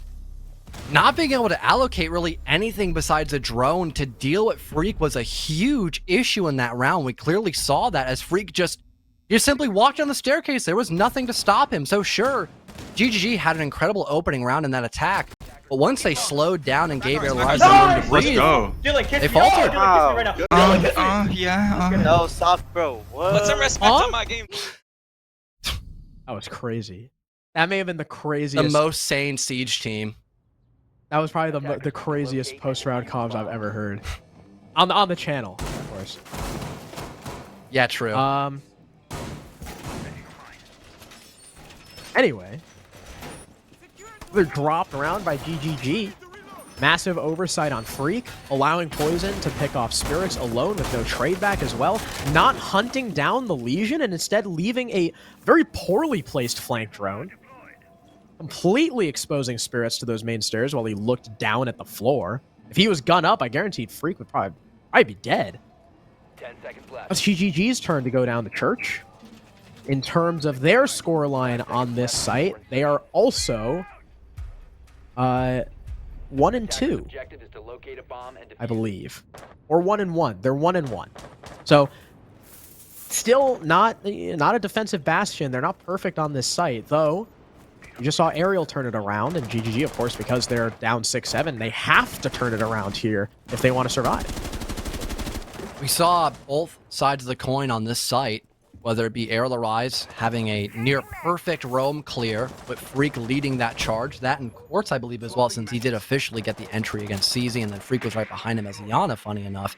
And then the polar opposite, where Spirits gets 3 1-for-1s by Rafters, and yeah, Arial Arise just kind of threw that round in the dumpster. This time, though, looks like GGG, they're not going to allocate much on that roam. Sure, they had someone playing a bit more aggressive by Garage, but you can just fall away if you feel ever so inclined to, which is what we saw by Triple G. So they're playing more towards the basement floor. Arial Arise have acknowledged that, so they're already getting their hatches opened up and could probably get vertical down, depending on where Quartz is positioned currently. Yeah, he's just outside the kitchen, so it's not going to take him very long to get active in this round. And Dirt being opened up as well by Asian, yeah, there isn't really much he has to worry about besides getting Vert down and probably opening up the hatches here. Quartz going to work on the floor, kind of baiting out a C4. That's why he backed immediately off. Again, we see the Osa come out from Poison. We didn't get to see a whole lot of her in that first attempt on this site, so hopefully we get to see what the plan is now. Capitao still in play from Asian 2. The Fenrir from GGG could be a game changer, keeping the aggressive Arial Arise executes at bay for a little bit, or perhaps even facilitating a kill thanks to the darkening, like that smoke cloud that hovers over you once you walk in through it. Xeno's position gets exposed thanks to the ace charge. In comes the drop. There's the Osa shield. The Iana peeking right above it. Smoke canister and a C4 comes out. CZ credited with the opening pick. Xeno the first death on the defense, but still a one-man advantage as CZ gets lit up. 1 minute remaining as Arial Arise don't show any signs of stopping. They continue to move, but only to Adam's detriment as he's the next to fall thanks to the MP7 of Kool-Aid. Asian and Quartz now the last 2 members remaining. CZ caught trying to rotate to the Mira. Kool-Aid the next to die playing on the wall. We're back to a 2 versus 2 as GGG just cannot hold on to these man counts. Now, luckily, there's a Mira window for Spirits. No blue presence means that he's free to play off of this, as long as the attack doesn't start to push Surf's direction and kill him, but the plant's going down. No C4 from Spirits, or rather the C4 from Spirits too far away to deny, but instead it's Surf to peek through, get the angle on the planter, leave Quartz alone. 20 seconds remaining, gets the pre-fire, and the second from Quartz! Frenchie power, Arial Arise, they 2-0 in overtime, taking it on Clubhouse. What a two-piece from the Buck! And they take down one of the favorites 2-0. Clawing it back through overtime and going flawless once they proceed past round number 12 off of a beautiful play by Quartz. I really thought Triple G would have had that round secured. Again, they stopped the plant from going down, and even that Mira can look down through the main hallway once Quartz pushes far enough. But that was not the case. Arial Arise, having the map will still be very comfortable for them overall. It really showed as they seem prepared for most situations that Triple G had brought themselves into from the prep phase of a lot of those rounds. So to still bring it back in positions like that, I mean, that's crazy. I'm frankly dumbfounded by how well Quartz played in that 1 versus 2 and how Triple G just didn't want to fall back. GGG just didn't have to peek. Yeah. That's all they had to do was play back. They had a Mira window, for God's sake. And instead, they choose to take the fights one after another. The Warden, I think that was, I want to say that was Spirits. Yeah, Spirits at the end there, taking a very aggressive angle that he just didn't need to. Ended up costing him the team's victory because of the lack of a refrag. And Arial Arise, see, John, I regret switching my vote. My initial gut instinct was that Arial was going to win this because, yes, GGG have 5 incredibly talented players, but I think the team synergy from Arial Arise was going to win out the game.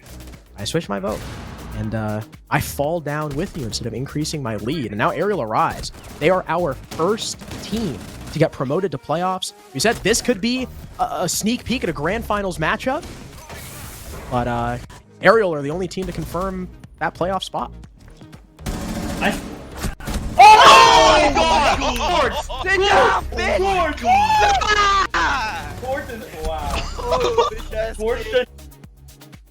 that was our reaction too, to be honest. That very much. Wow.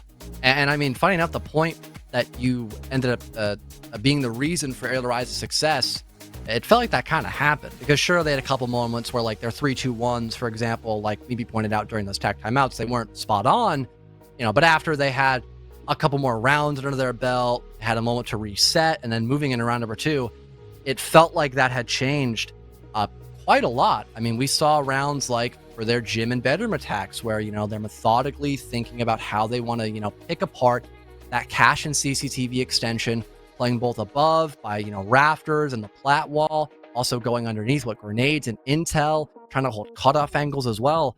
They accounted for a lot of different opportunities that Triple G could have used to either waste time or just work a pick, and having more of those advantages, playing in the late round, just generally playing as a team, that's what ended up kind of giving them the victory here in this best of 3 series. And once again, sure, Triple G, they did make it competitive. They made it a close best of 3 series, but having a few hiccups, especially in that last round, for example, that kind of bit the bullet for them. And now they're still stuck in the beta phase for a little while longer, as Arial will be the first team to advance. As you can see from the stats, I mean, again, yeah, Poison was 4-7, but he's hard breach IGL. Look at everybody else. Asian, very quietly going up to 15-9. I didn't even realize he had that many kills because of so many big plays from Adam and Quartz. 15-9 for Asian, 15-12 for Tra/Adam, 12-9 for Quartz, thanks to that huge play at the end of the game. Even Freak, yeah, he was 1-4 on entry, but he was still consistently finding frags. Meanwhile, the best you have on GGG side with CZ going even 12-12, pretty much going 1-for-1 every round. Spirits 11-12, every player having double-digit deaths. That's not a recipe for success, especially when you have nobody on Arial lagging behind. You need to have a better performance from that by GGG. Yeah, just unfortunate there for Triple G. Not really able to give it their all. Sure, they had a couple of really dominant showings in the beginning of Element 1, but going up against more of the upper echelon teams that we've had to offer through invitations, I mean, they fell a little bit flatter than what all of us expected. Again, you were the only person who initially assumed Arial would win, and unfortunately, you backed out last second. Off. You could have been two. You could have been 2 teams ahead of me. Oh my god! Now you're just stuck at 1. I might tie up with you again, man. You gotta look out. I'm so upset, but someone who's certainly not upset, who I'm sure is very happy with the win. We get to talk to the main man, the core of Arial Arise, Poison himself, Callum. So first of all, coming into this game, right, a lot of people were saying, hey, this could be a grand final sneak peek between you and GGG, 2 of the strongest teams. I mean, what was your kind of game plan heading into this, especially considering, you guys have been a core for longer, the team play a little more there as well? I don't think there was that much of a game plan that there was a specific they're a very strategical team, so we kind of were prepared that these guys, they play less active, aggressive siege, and they tend to play more off their strats and take their time, which me personally, I'm pretty good at calling against because I kind of think that way a lot too. So, but no, there wasn't a specific game plan, but yeah, it was definitely a good game and it was a lot of fun. Yeah, and in going back to Kafe and Club, was there any concern there that, especially on Clubhouse, that there was a lot of info for GGG to go off of and none for you onto them? Wasn't a concern, but we were mindful. We were okay, we don't have a VOD of their club, they have a VOD of our club, so just be wary of what you're doing, because if you're doing something you did in the last game, they might have an idea of it. We're not gonna try to be afraid because they have a VOD. There's always something to be mindful of. So yeah. And if I'm not mistaken, the last time you guys played in a game day setting was Major Quals, I believe, where you guys were 0-for-3 in maps up against them in a best of 1 and a best of 3. What was the biggest differences between your play and theirs from when you lost in Major Quals to winning now? I mean, both of those games were very on the fly games. We had the BO3 we had played 2 BO3s prior, and so it was definitely a long day, and I think our play definitely went down as the day went on, and they kept playing really good at a high level, so I think that's the reason we lost that first BO3. And the first BO1, I remember that one. We actually went to Clubhouse in that initial BO1 we played against them. A while ago in a Major Quals. Again, it was a seeding game, so it wasn't that important that we lost it. We still made the next phase of the Major, but yeah, it was Clubhouse. They were still kind of running similar strategies. They've been putting those that box 3 Mira and that Gen Mira for months now. Yeah. So I've had like, but it's a really strong strategy, so it's pretty hard to counter. So but yeah, they've been placing those mirrors forever. We're very familiar with their clubhouse, and again, it was kind of similar to last week. Once we got in the game and we're like playing, we're like, okay, we have a decent idea of how these guys play clubhouse, so let's just win the game. Speaking of club, as well as Kafe, those timeouts seem to be a masterclass. I mean, talk to me about what Meepy brings to the table as someone who's been playing pro since like year one. Oh yeah, Meepy is an amazing coach. He's like he's never like ever gotten mad, but he always holds everyone accountable. He's super composed, and he's really good at letting us play how we want to play and be really confident in our gameplay. But he's also really good when he calls a timeout. He'll reel it back. He'll still allow. We'll play however we want to play. Like he's always confident in us, but he'll reel it back, make sure we're doing everything right, and he does a really good job in the timeouts. I applaud him because you only get 45 seconds, and he does a good job of saying everything that he needs to say in I think it's 45 seconds or is it 60 seconds? One of those two times. Actually don't know. Yeah, I can't. But he does a really good job in a short amount of time to reel us back in and get us back on our game. So he's a great coach for sure. Well, glad to hear He's it. also Of course, good there too, but he doesn't talk during the interviews. Yeah. He's more focused on like prep stats with the addition of me. He definitely puts his input sometimes. But yeah, he's more focused on like the prep work, our map ban phases, and just the stats of the team. I would say for the most part right now is his focus. But yeah. Cool. Glad to hear it. And of course, we got to wrap up here in a sec, but I gotta ask before we send you off. What's the deal with the OSA on a basement attack on club? It was a way to counter those mirrors. I got C forward off it. Obviously, that was unfortunate, but the idea was I could just place an OSA shield in church somewhere, and I think the downfall of them running that mirror strat is I think their actual hold in the church bomb site is weaker. Like util-wise, they definitely were winning their gunfights in there, and because we were both rounds we tried to attack church, if I recall. Like we kind of got smoked in the gunfight department, but like minus the gunfights, I think the util is not that strong in church. So you can kind of wedge your way in with the OSA. So I think that was the goal. Understandable. Well, again, congrats on the win. You're our very first playoff team, Callum. And is there anything you want to say to the viewers at home before we sign off? I mean, yeah, shout out my team. That was a good game.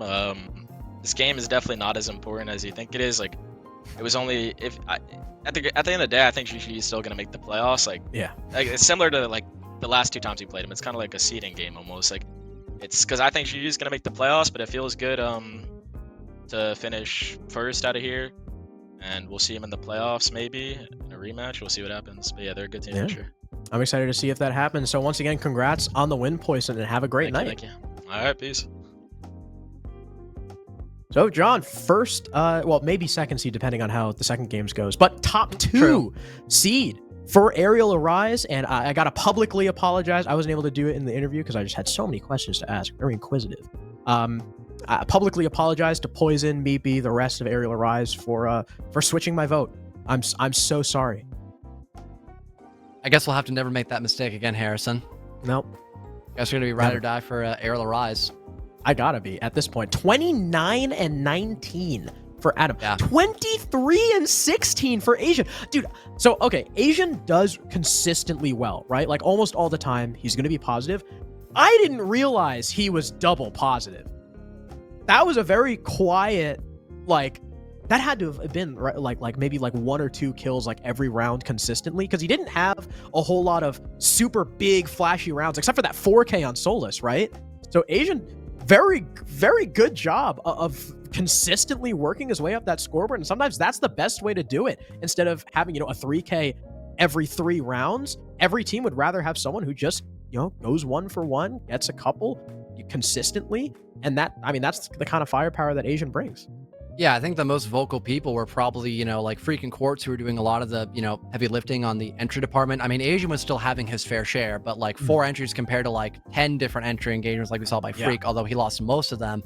I mean, that's still, you're seeing him a lot more in the early round, whereas Asian is either playing more for trades, for example, or just doing more impactful things in the late round, which was obviously still very helpful since they won the game, but we're used to at this point, Asian just kind of running around the map and killing almost everybody. I mean, that's just like, that's a given at this point, Harrison. We've seen him do it like all the way back in T2 when he first got picked up by LG, and he's still doing it.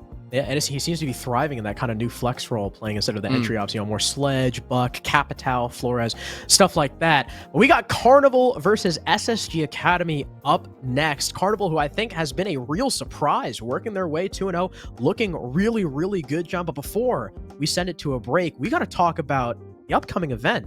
The NA Major in Atlanta, Georgia. We get a good taste of the Southern hospitality. If any of you Europeans haven't experienced it, it's truly something else. I'm going to be there. John's going to be there. And NA crowds are simply different. You know, we may be, as Carter pointed out, we may be uncreative in our chants, but that's because nothing else needs to be said.